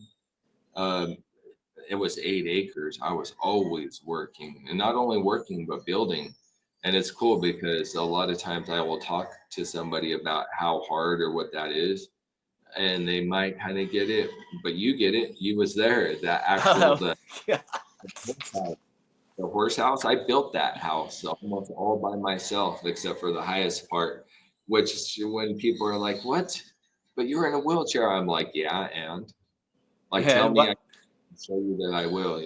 I would make my own tools to stand up the big old posts and everything. So I mean, Nice. I loved being able to prove that to myself. I think like the universe or that theory that they were building pyramids everywhere, even though there was not in contact, like there's a something that the universe is like yearning for, like it has to happen. Yeah, So I like yeah. like pushing myself all the time in order to make sure that I, get the most out of this experience. Because I've always liked that saying, like you can let it make you or break you, but that's for anybody. But for me, it was being in my wheelchair. So I let it, like I allowed it to change me, and what I feel like is for the better. And it also like brought me into what I feel is now my purpose in the way that I've been working with ceremony for over 10 years now. And that's also like transformed into some different ways, being able to uh, do that where I'm holding space for people going through the transition, leaving substance behind, or working with mushrooms in a retreat, or and then the one that I now have found like that I work with the most, which is 5-MeO. Yeah, so let's talk about that since we had an experience with that. I had my ex was a facilitator, and she was great at what she did, serving wise. For me, I had done Bufo 5-MeO from the Colorado River toad, that's a Sonoran desert it roots from, and they scrape it, and it's a pure venom, and it's coming from a vapor, and you blast off when you take these hits of vapor and see like the fractals of God. It's my experience, and then my traumas are stripped. I laugh, I cry, I kick and scream, I shake, and come out, and I'm like, whoa, this is the beauty of life. The most powerful psychedelic in the world just comes from a toad. And the history of it, some random guy one day found this toad, and I can't remember his name. There's a documentary on it, but he decided to scrape it off and put it on a cigarette, and that's how it happened. Um, so that I am good with. Like, I had my experience with that, and thank you and honor to her for all the knowledge, and working in Mexico with her facilitators and getting that to give that to me. Um, I also was honored to work with Pure Molecule, which I've also worked with NNDMT through the pens, which can be highly abused in the rave scene or this scene or that scene, which, yes, I have. But I also have done it intentionally, spiritually, to these days, with high intentions of healing, which I don't really desire to do anymore. So I had worked out there on the river with a pure molecule. Something I have heard about. It's a synthetic version of 5-MeO DMT, correct? Yeah, that's right. Yeah. And it's kind of funny because a lot of people are like, what, synthetic? There's a whole discussion within that about the difference between what you were describing as bufo various, and then the pure Oh, molecule, very. which is, Yeah. yeah. Yeah. You So know, I work with both, but typically I find it that I'm usually working with synthetic. A lot of people would prefer it. I mean, for myself, for the people that I work with, if they allow me to guide them into the experience and they're not like particular in the way that it comes to them, um, I will always pick 5-MeO over Bufo. And I could always explain to a person exactly why, but I mean, that's it's sacred. 90. It's what it So the said. What'd the you main say? thing is, oh, I mean, just the differences is the way that it's used. But I mean, the biggest way as a facilitator that you need to be aware of is that the pure molecule is typically 98%, and Bufo can range anywhere from 15 to 35% 5-MeO. And Bufo also Mm. has a lot of other alkaloids that don't actually add to the experience. Well, some people say that Bufo adds like a certain spirit to the medicine. For the Oh. you like, I think you were mentioned it, the guy that has the show, Pharmacopoeia. Yeah. Yeah. Yeah. Claro. Yeah, because I mean, he's a guy that understands because he's more of a scientist. But when you start to look at that molecule, that's the one responsible for the experience. So when you have synthetic 5-MeO, it's just easier to work with in a lot of ways because you know exactly how much you're giving a person as far as the dose. And then it's also less dangerous because it doesn't have those other alkaloids that can actually be harmful with people that have certain heart conditions. And Right. Or SSRIs, or they're on medications. well, that's another thing too. It's a whole nother thing that people have to be aware that taking SSRIs or other antidepressants can be dangerous when you're working with 5-MeO. And then also to know that if you get that wrong and you think that you're uh, smoking uh, bufo and you do that dose and it's synthetic 5-MeO, it's going to be not a good experience for somebody. It could be dangerous, So that's always like a thing. Is like if you actually want to have these experiences, don't just get them and doing it at your house, like on your spare time with your bros. Like actually make Mm. sure that someone that knows what they're doing is holding space for you because you can actually end up in a lot of danger. There could be many things that could happen during these experiences. So you need to be very aware. And not only that, but even if when you pick a facilitator, also be aware. Uh, know your facilitator. Always ask them a lot of questions and make sure that they're a good match for you. Mm, mm. This is good info. 100% agree.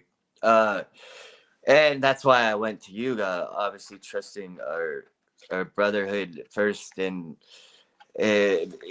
beyond that, I still had a lot of questions.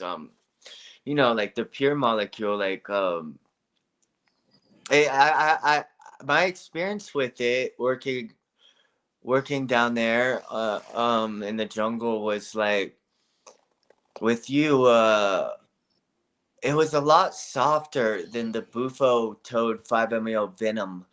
And I like what you said, how comes with an extra like deity or like an energy because it's coming from a toad, an actual living being. I could see that you're embodying almost the toad's energy too. That toad may have trauma that you're taking on.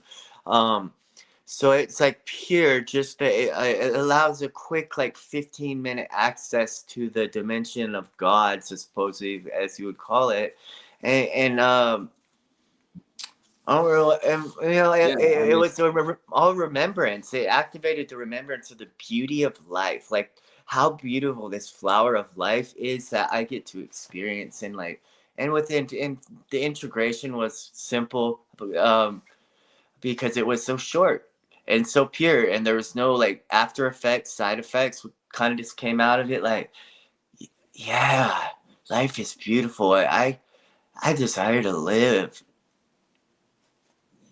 so no, it's really cool because you allowing me to work with you in the way that I felt, and you was always like, "I surrender, I trust you," and I'm like, "Okay." I think which way to work with you, because a lot of people don't know this, but another way to work with the pure molecule versus bufo is that you can administer it in different ways. So you can actually snort it, which is, for different people, they might not be comfortable for that. But you being a really good friend, and not only that, but when somebody's actually trying to understand in the ways that these different plant medicines work and the different psychedelics, you having prior experiences with your ex and just being around ceremony a lot. I know that I was like, okay, well, I know that you've been around this medicine, you had the experience. Why don't we do a different approach so you can have like, what people are talking about? They start talking about different ways to work with synthetic 5-MeO.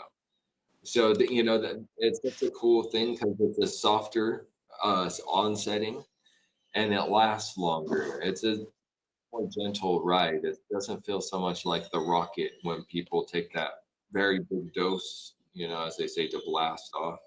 It's a more grounding experience. I always felt like you're coming back down and getting all the stuff after the fact. And your experience, I felt like we stayed there and you got to experience it through the experience. Yes, and I like that. It was so beautiful, and especially to work with you on it, and the way you helped me integrate back in. It was a full remembrance and in a more like ethereal, lighter, like a remembrance of like life, and 5-MeO is Bufo especially. Um, so when for as an ex addict who used to snort a lot of things, I did have a concern with the multiple ways to administer it, as like you said. I was like, man, I really don't want to snort anything because it reminds me of my old days. But I had to have pure, deep, solid, rock solid intentions with that, and I'm like, you know what? Are you here to heal?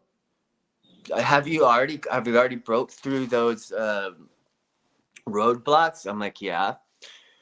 What's one little tiny little like line of pure molecule through your nose gonna do? You used to blow cocaine like it was nothing to escape reality. This is to connect with reality. So it's like, okay, I submit, I surrender. Let's do this. Um, and I put my intentions into healing, and snorted that little tiny little piece. It was like brown, and and I got this headache. It was like a headache from the most worst headache I could imagine ever having naturally.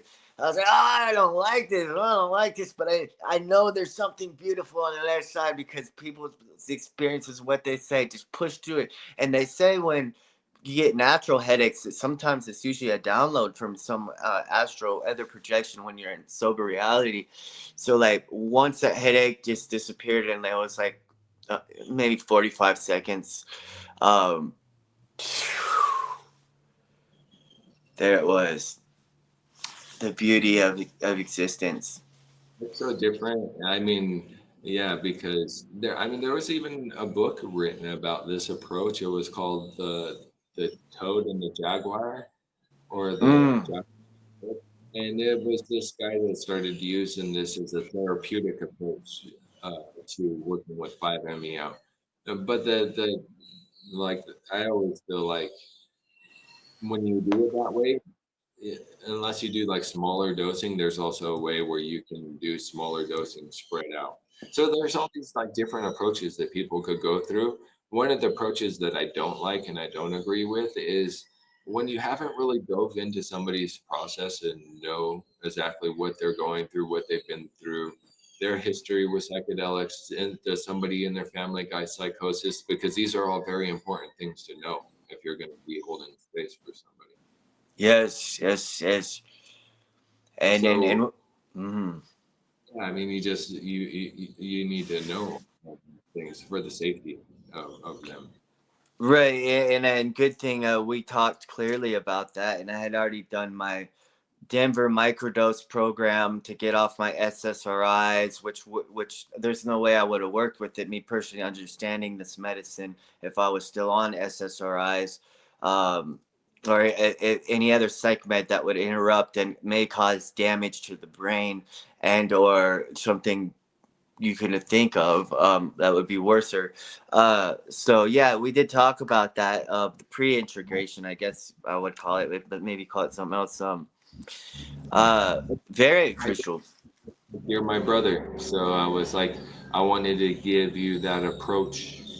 You know, just like the different, you would probably get offered in many ways to join a ceremony, but to be able to work with you on one and know and continue to be with you afterwards, I thought it was very beautiful. It's cool because I get a lot of opportunities to work with other facilitators. Like either they're trying to dive into holding space a little bit more, or they just want a safe space with another facilitator.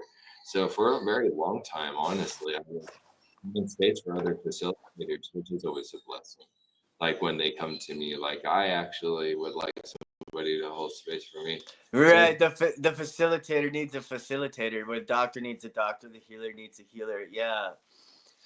mhm. Yeah, so I mean, that was really cool to be able to know that even within my community, facilitators would also come to me to be able to spend time being here or have me hold space with them. Yeah, that it goes vice versa and reversal. Yes, I that's beautiful. Uh, man, it so here we are at our journey. What has been going on since I left? Anything? Any insights? Profound discoveries? Like I know you've been working with some other clients out there that I met when I was there, but what's been happening in Mexico, brother, in your I mean, life? right now, it's cool. You know, the vibe around here, it's really refreshing and nice. Not so much the air, not so refreshing. It's still humid. But I mean, like, it's like refreshing to know that there's always people in the community that want to Mm. help. So as Jason knows, I got a huge yard that's has a huge wall around the whole property. So on this property, I'm able to do ceremonies and give sound baths. Rainy season, it just gets so overgrown. So the last couple of weeks, we've been like clearing out this space. Every Sunday, I put out a. It's like put my hand up, basically, like I need some help.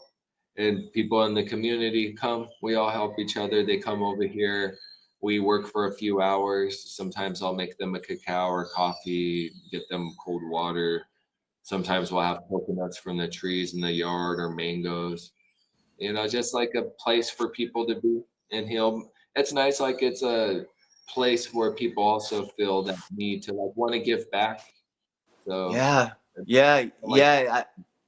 you know, I love it, dude. Like I can't wait to get back down there. Like I'm feeling that energy that I embodied through our whole experience and my whole experience personally, and like it's just that part of Mexico, the healing part of it is so, it's just everything that I experienced was so beyond the words of beauty could and have been here. healing it, I and the wish you. people. What'd you say? Oh, I wish you could have been here last night. We had a sound bath here last night.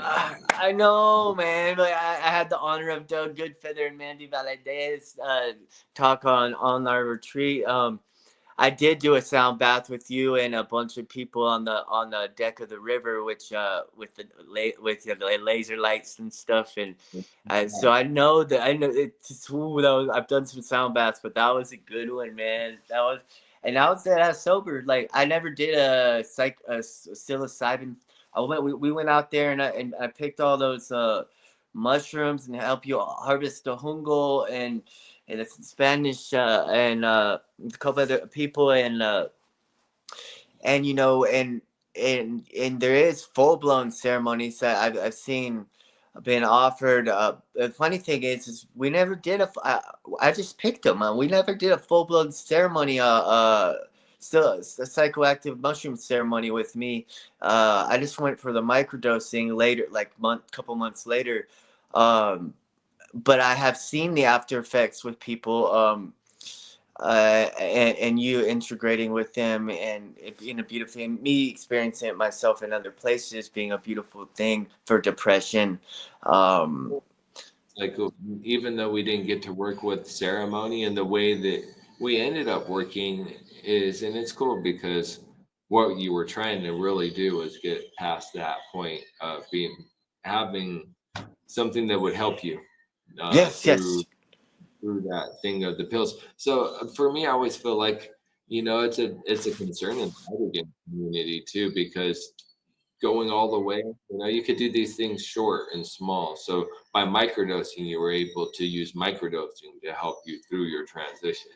And in the ibogaine community, it looks a lot like not doing these big old flood doses in one night, but doing it smaller doses, extended. So it's kind yes. of a little to spread it out a little bit.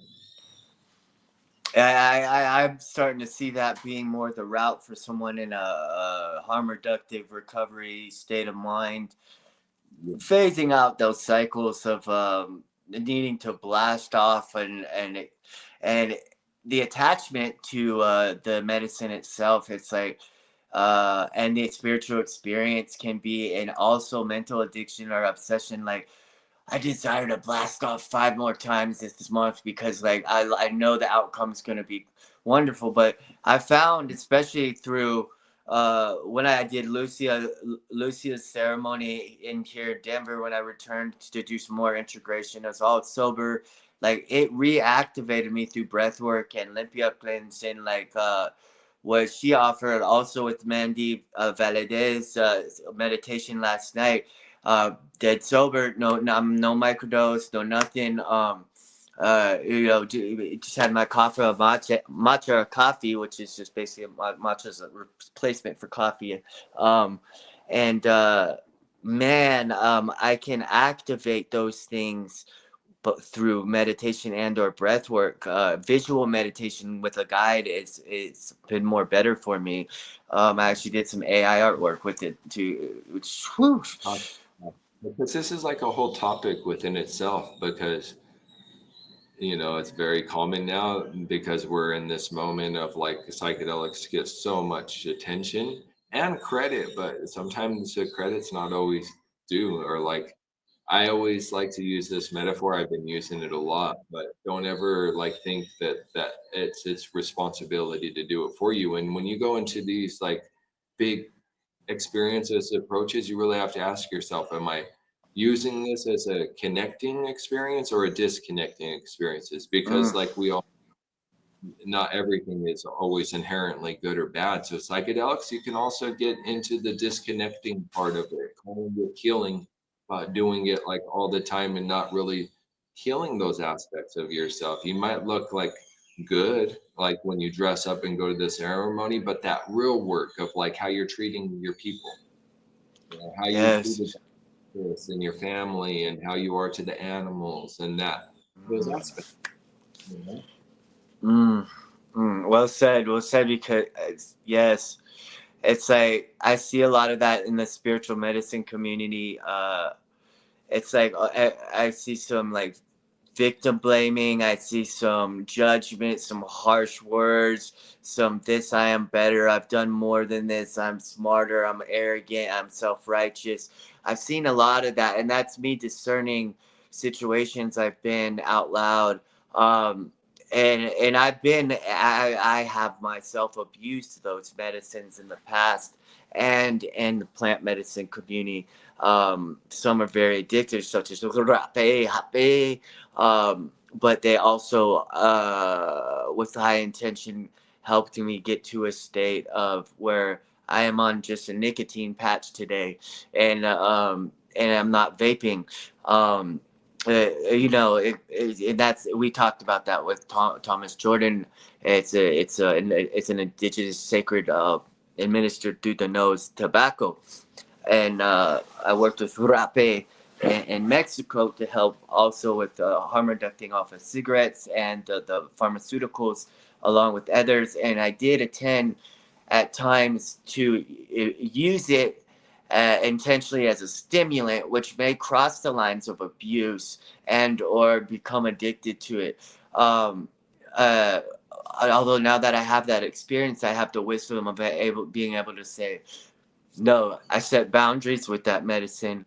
If I work with it, it's in ceremonial setting, and I may or may not ever work with it. Desire to work with it again. Um, so like yeah, there's a lot of concerns and issues with that, because it's like you'll see plant medicine parties where people are just hitting a DMT pin around, or doing whatever, or here's some mushrooms, eat it like popcorn, or like let's like it's like what's the intention here? Are we cross mixing substances? Like what? Like why? Like I get it, that sounds like we're just going to a rave back in the day, huh?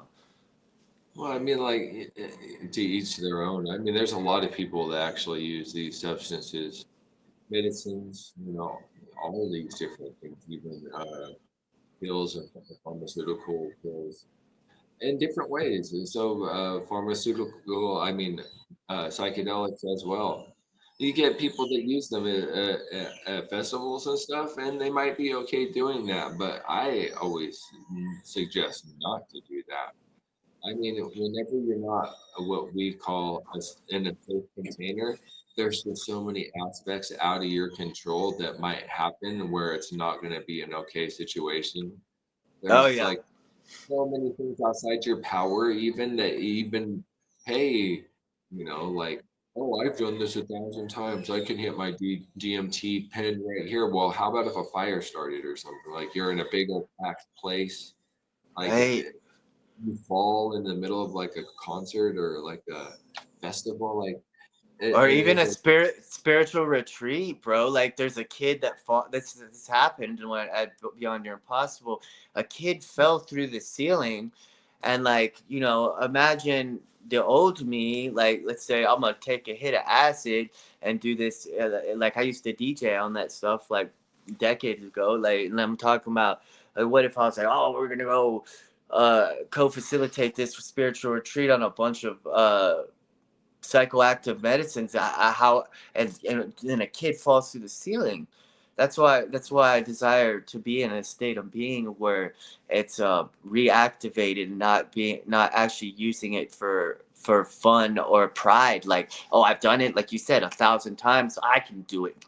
I can do it here and make more stories to tell. Like that, I'm so psychedelically powerful. I took this much at this place and this place and that place. No, that's an old mindset for me.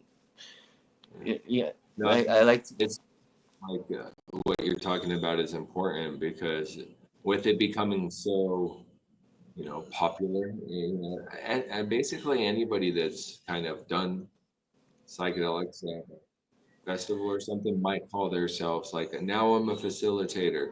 So, I mean, if you have people falling through your ceiling and you're doing a retreat, what we would call a safe container, that's not a safe container. I mean, somebody's going to get killed, maybe, or great harm. And like, you got to be responsible for the people because they're not within themselves or their journey.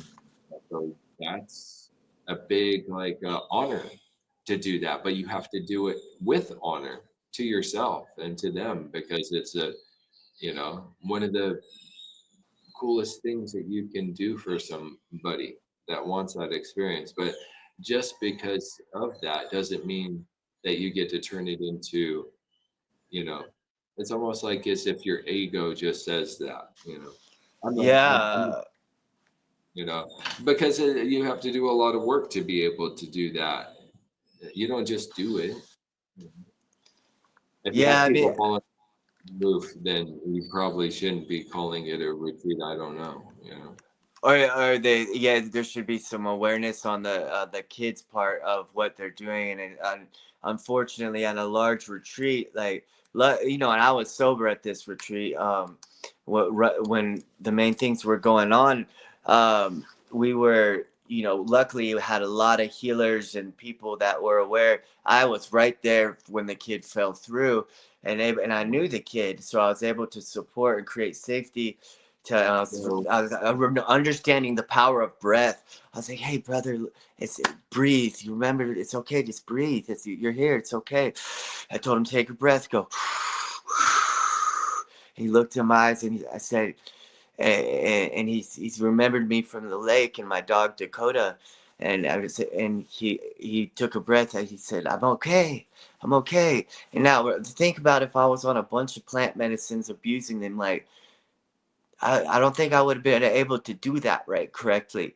And then of course all the other healers and the dad came in and was able to move things on. The kid was okay, and we moved on with the retreat. Now, talking about retreats and the safety and creating safe space, you are very intelligent and understanding and have been done this for a lot longer times than I can recall for myself. You're talking about you're working in the progress at the moment on one that's may or may not be happening in Mexico soon, or where is it? Or do we know any information? Is that leaked yet? Or I'm always like, this is what I do. I'm always available. As far as like, I do a lot of one-on-one sessions, mostly for like the reasons that you just explained. Like, how do you control a space? And I mean, honestly, I don't know if that person had brought their own skills, but somebody should also know a little bit about the dosing in which they're working with people. So by working with people one-on-one, you're able to more fine tune the dosing and understanding of what a person's background is with psychedelics. So I do that all the time.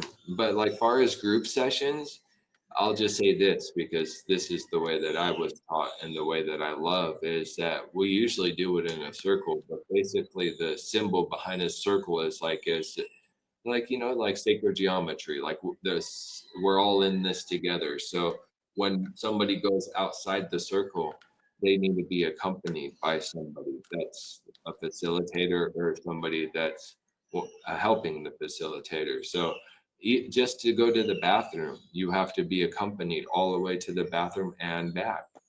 So mm, when you a facilitator, if you don't understand that, or if somebody's listening to this and they haven't really dove into the way they would like to keep the container safe, this is a really good way to do it. and then you always bring that person in because you need to be accountable for all those people at all times. There's no reason why anybody should be walking off a cliff or climbing on a roof or anything like Right, that. you're talking about a plant medicine retreat. This was a little bit different. So Yeah. obviously, I see what you're saying for sure. It needs to have a safe container. It's much importance on that. Now, I have experienced multiple safe containers with you in life and within retreat ceremonies itself, and I know the feel and understand the safety that you can create.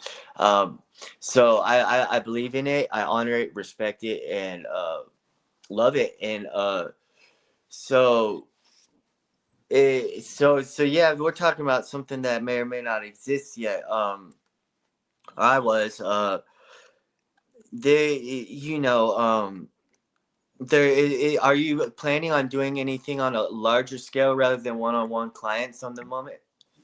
You know, during this winter, I will do a little bit more as far as ceremonies for the community here. But you know, there's so many different ways I love to work one on one. But we also do these circles within the community, and I would like to do a retreat this winter that me and you were talking Beautiful. about. Yeah, beautiful. And I find it's so funny that you're holding that pin because I love telling this story, especially to people who have kids. That you teach sacred geometry to the Nino school, to it's like a kindergarten for kids in Mexico, and you get to teach kids sacred geometry once a week, right?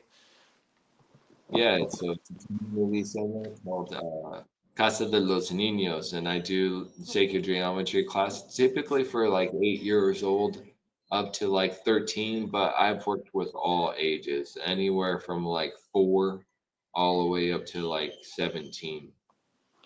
Right, right. That's so beautiful, man. And I remember going in there with you while you were talking about your schedule, and I saw this little girl with a microscope. She was like shuffling through books, and she's like, nah, nah, nah, nah. But she grabbed the microscope and was so freaking like just blown away looking in this microscope. And I'm like, wow, this like the curiosity just like brought the child of curiosity life. Am I watching her wonder and imagination of what is this thing, and like and putting, and then we talked about the microscope last night a little bit in some subjects on other of these in this retreat here, and that's the beauty is you get to put in some sacred knowledge and out there for kids to either latch onto or not. And maybe that kid has the cure for cancer one day. Maybe this kid that sees your sacred geometry was that kid looking in the microscope, and you drew something that they one day connect. And it's your drawing, and it's like that's the cure for whatever disease. You're teaching something we don't get taught and school out in USA. And also, when I was living in San Pancho for that month, um, I would walk by the school out there, and they're at recess. They're doing like they have Bluetooth speaker blast. And they're doing like indigenous dancing and like laughing and enjoying and like I'm like we didn't have that at recess. I was hiding in the woods, afraid of the bullies, and like hanging out with my Mexican friend Oscar because he was big and he'd protect me. Like you we didn't have that. Uh, I would just walk by and like I kind of want to join. Like I want to go there and dance this indigenous way. Like what's going on down here? Like how the kids are raised. And Pete, I don't know if you know this. After I did an ecstatic dance with at Star, which is a ceremonial place in San Pancho. Uh, Great DJ Kinlay. He this girl from Sayulita was like tacos, and I was like, yeah, I was already going to the same place she's going to, so we ended up having tacos together after Ella Star, and she has a child, and she's a single mother from Sayulita, and she was talking about raising her kid in Mexico, and I was like, this is a big topic because I know a lot of my amigas and mi compas out here have children, especially the women, and uh, we have this subject matter all the time talked about. And she's like, so we're sitting there eating tacos, and she's about talking about raising her kid in Mexico. She's like, oh, I would raise my kid here at this age, starting from like kindergarten until they go to college. But and she's one that's half and half Colombian and half from Dallas, Texas. So like, you know, we related on that too. So I lived there for 6 7 years, and like so understanding both sides of it. She's like, I would raise my kid here in Mexico first and foremost any day than a public school system in the USA. And then once they reach college, that she's going somewhere else. But I'm like, where are you gonna send her? What would you go to Puebla, which is just a place that a fine facility south of Mexico City? Or would you go to Europe, or do you have the money for that, or would you go to USA? Is there financial issues? Like, can you get grants? Like, I don't. She didn't know yet. Um, and that's a huge topic, and you can see from the roots of it by teaching there, like the beauty of being able to speak bilingual.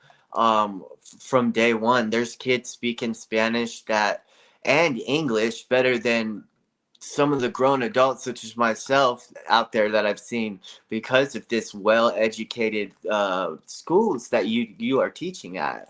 Whatever they're doing is it's amazing, brother, and you're a part of it. And I love telling that story that you get to teach their sacred geometry, set aside whether else you might teach, and inspire these creative brains.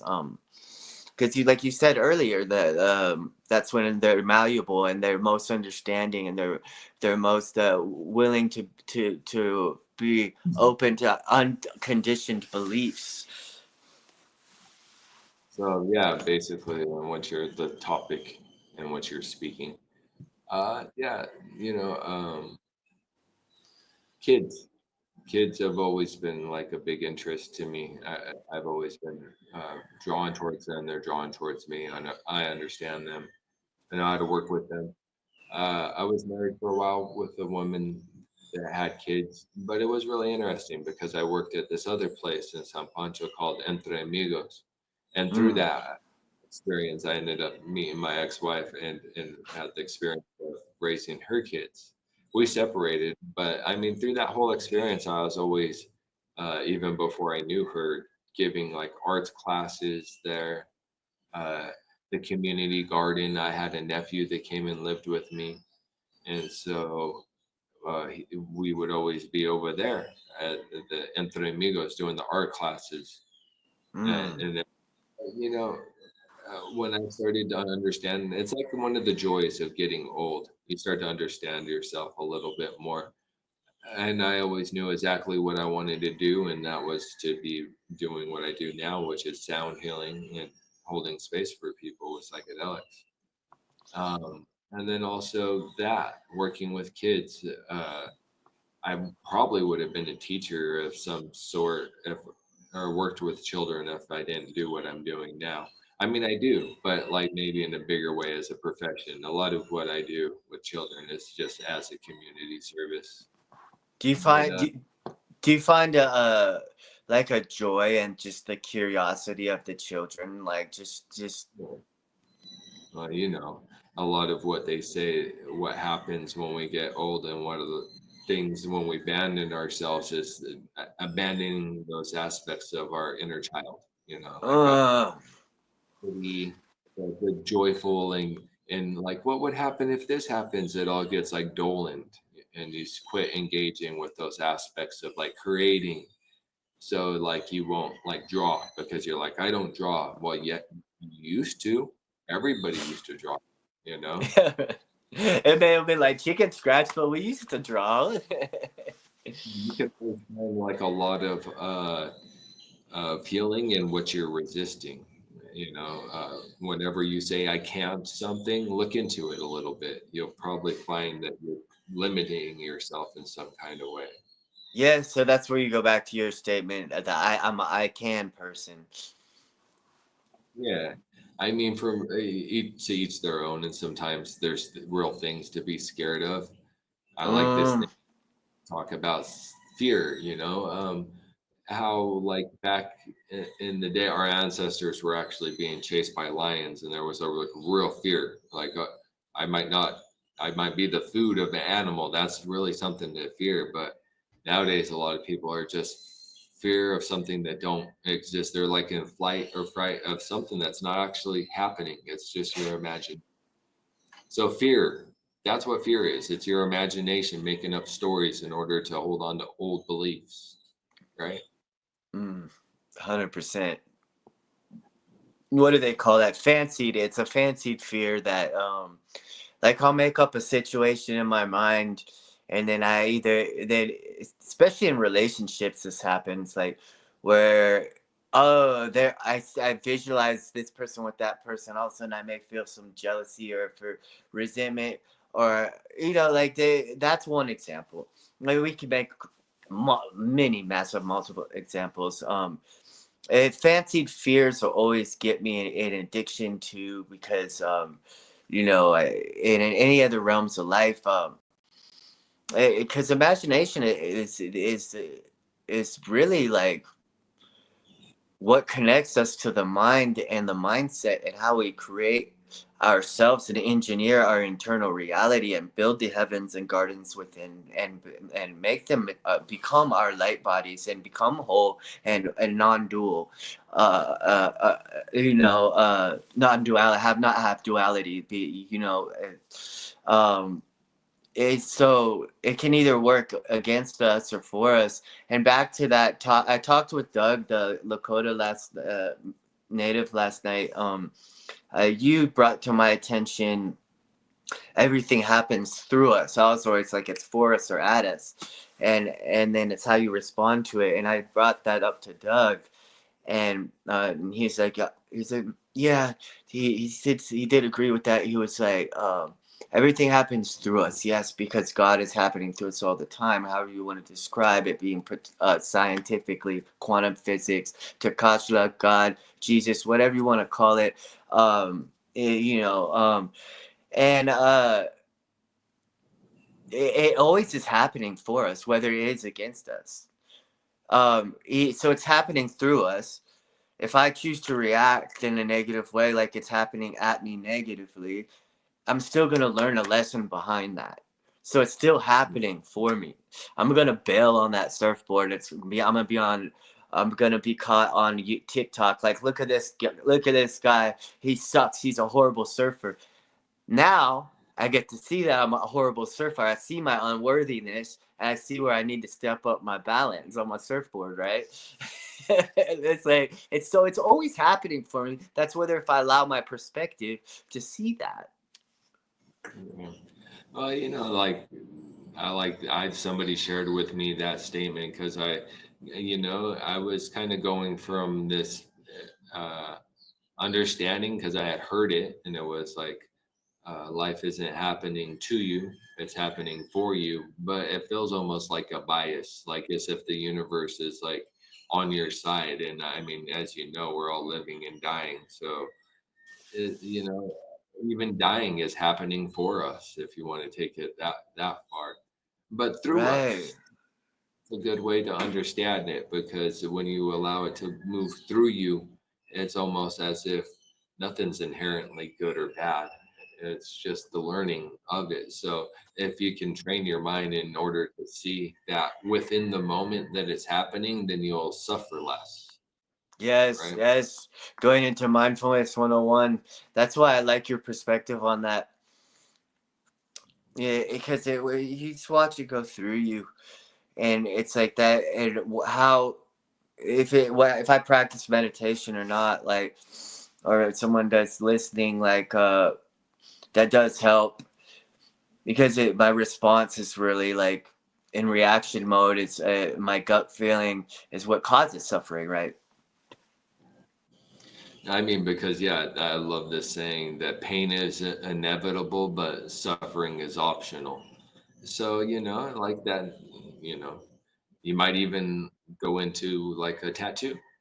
A tattoo is something that it's going to hurt, but you don't have to the whole time you get it. You get it because you like it. Yeah. You don't hold on to the suffering of it. You hold on to you're doing it for a purpose, and Right. that's Like, life. It's the beautiful part of life is happening through you is that you're a gift just to exist, just to be here is a gift. mm, No, yeah. I told, yes, yes. Just to exist is a gift. Totally is. Um, totally is, man. And there's a lot of people, and I've been a victim of being one of them. Victimized myself. They're saying like, those things like, I never chose to be born. I never chose to live here. I didn't want to. Like, that's a self discriminating. That's a self harmful. That's a self damaging, destructive saying that I used to say. Like, which pushes me into those realms of frequencies where like or I choose to escape rather than intentionally connect. yeah. I mean, like this thing that you're talking about, and when you start to go down your path of like recognizing yourself and healing and taking in the information that serves you. So I love this thing about what they say. The uh, chances of you being born are like a billion, trillion, gazillion times more likely than like winning the lottery, because they say within the gene, like what would make you into your individual self within the gene is so huge. It's almost like those numbers of like how many stars are in the sky, which is like one grain of sand on the whole earth. It's like so big you couldn't even Oh, understand. You're a gift. There will be nothing ever to exist like you. You're the universe experiencing itself. Right? Curious of you. yes, brother. Yes, yes. And how am I gonna gift that gift that keeps on giving with intention that's pure? And why is it pure? And what diving into like those things. I desire to share my gifts. And how do I define my gifts?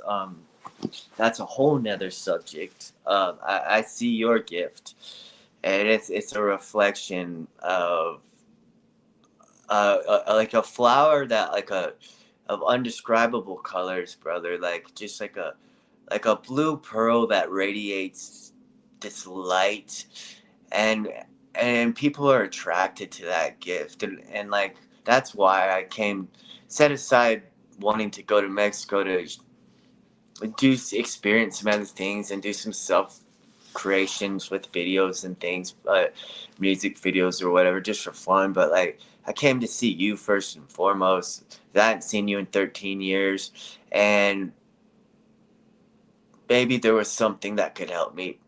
That just went off on a wing, and if not, I guess you could chill by the beach and do what we do. What I did not know what it turned into, and your gift is embodied into my vernacular, but my corazon. And we're talking with Doug.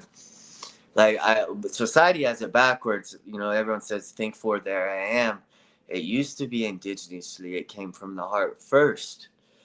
So and then you think, but society has switched it, especially up in the up here. Yeah.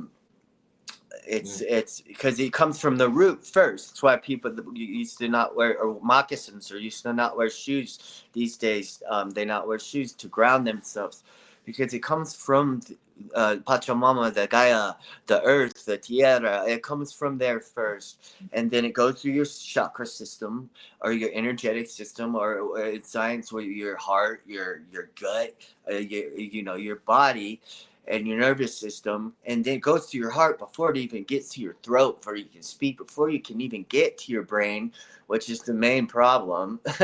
So because sometimes we have to rewire our computer systems in order for them to work right, you know. And that's the reversal that I'm currently working on. Is this You know, the we're, connection for the mind heart connection, but reversing that. I think like we're obviously a part of nature. I think we forget that a lot, and I think Mm. of beautiful thing of what you're talking about, but there's a lot of metaphors. You might say a tree, a foundation to a house. I kind of like tree because it goes back into nature, but like trees always pulling from the roots up, right? So we're a lot like that. That's why I like working with children because when we start to grow these human beings, we need to grow them better from the ground up. You know, it's Yes.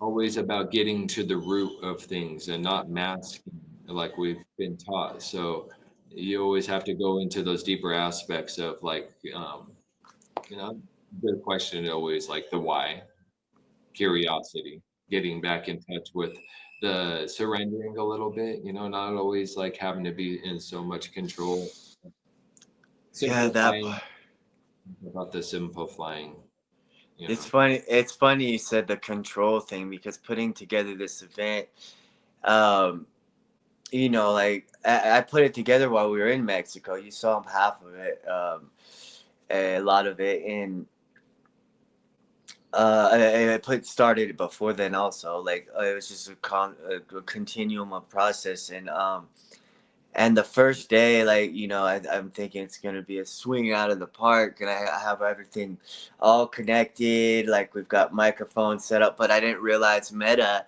and Facebook had put on November 5th they for live streaming on Facebook Live didn't allow you to use outside audio interfaces and things such as Scarlett's or iRates or podcast mics. So they did something in the algorithm where it shut that off.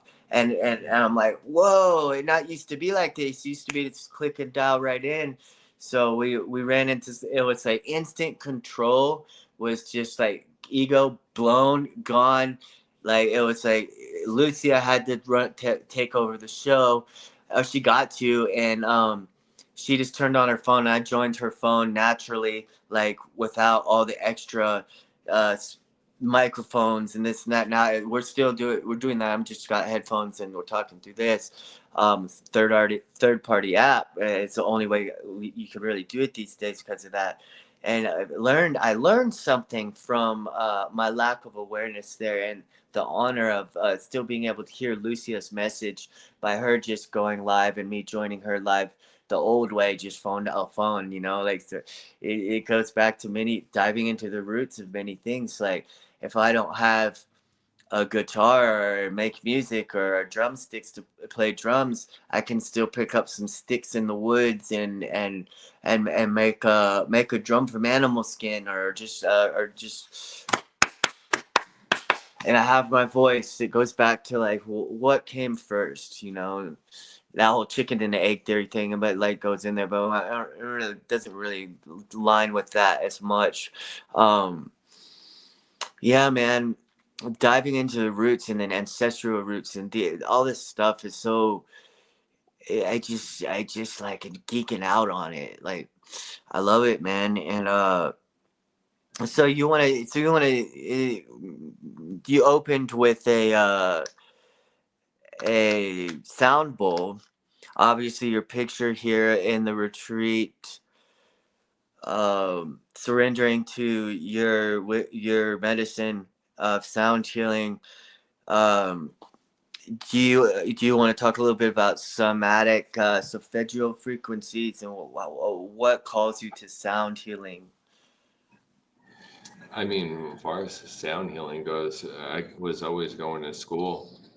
I mean, I grew up wanting to be a producer and DJing and everything like that. So Yeah, it was like one of those things doing the sled hockey. Now I kayak, where I wanted to change certain aspects of my life. So being like strictly electronic music, I went to the sound healing part of like putting your hands on actual instruments. And that was a big deal for me. For me, there's a lot of trainings out there and everything. I had a really good friend of mine that's really good and he does trainings and he did like a personal training for me. But at some point, I also realized, like, in the way that I wanted to play, which is also still the way that I play, which is very unique, different than the way most people do sound baths. So, some people do sound healing. I've used sound in every way that you can imagine, like for babies in the womb, families, people that are hard of hearing, um, for retreats, for individuals, for couples, for retreat, the centers, uh, for doing people's experiences. I'll take it out.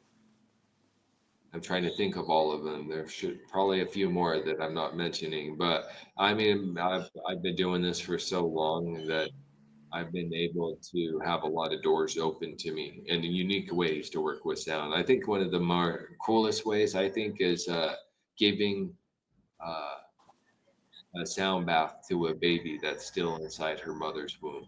Oh man, that's oh, I love that.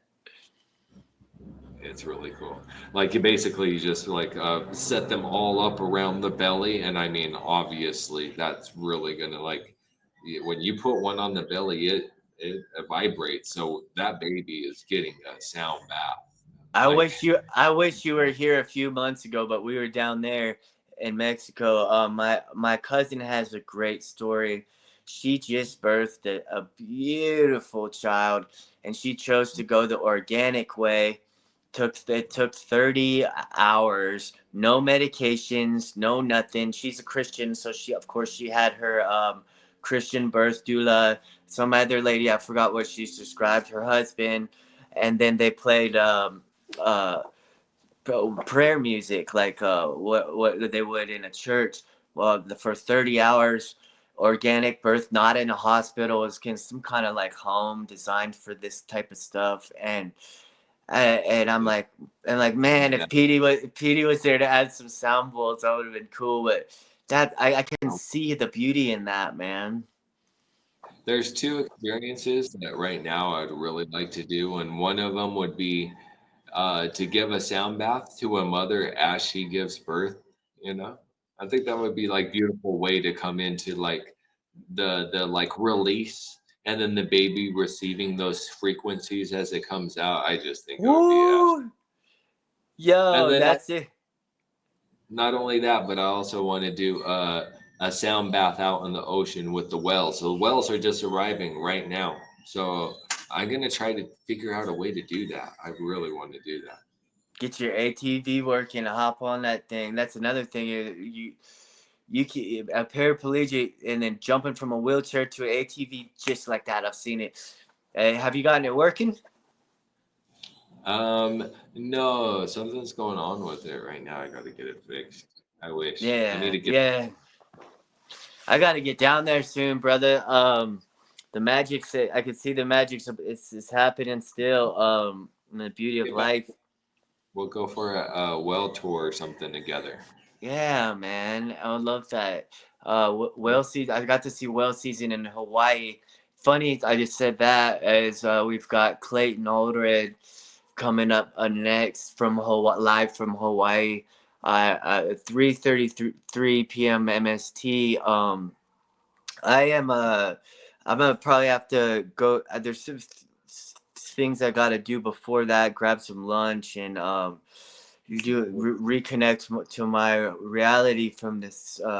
Is there anything else you wanna talk about and maybe do a little closing sound bowl ceremony quick or something, or what's on your mind or heart, dude? I mean, like, first of all, a lot of love and respect to you for doing this. A lot of Thank you. respect Thank for everybody that came on before me. A lot of respect for your brother that's there in Hawaii. I got a lot of love for Lahaina, Maui. So you. uh, some years ago, over 20 years ago. So a lot of love for everybody that's participated so far. I'm You just live. You, how long did you live in Hawaii? for like a year and a half. I mean, that's a year and a half. You could change. A lot can change. It was before I broke my back, but it was always the person that was going to go for the adventure in life. So yeah, it's That good. was like your precursor to now, because I understand the energies in Hawaii from my short experience there.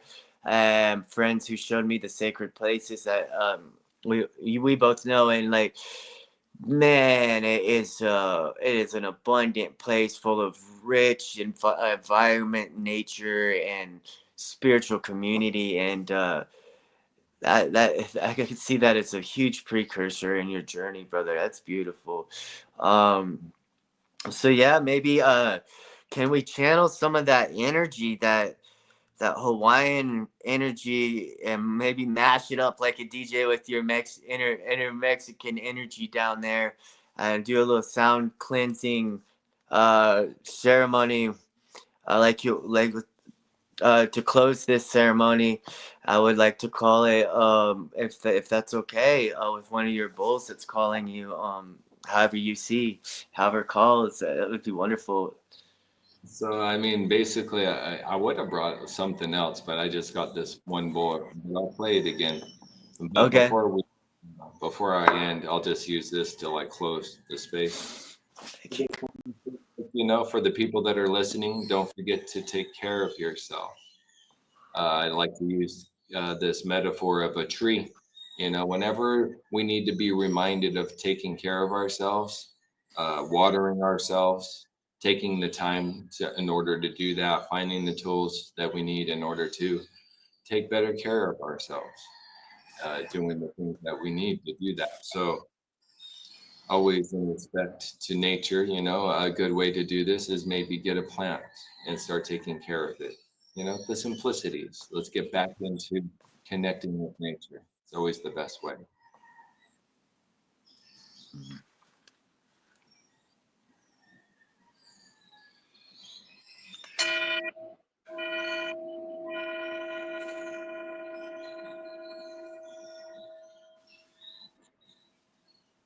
Let's have a little fun.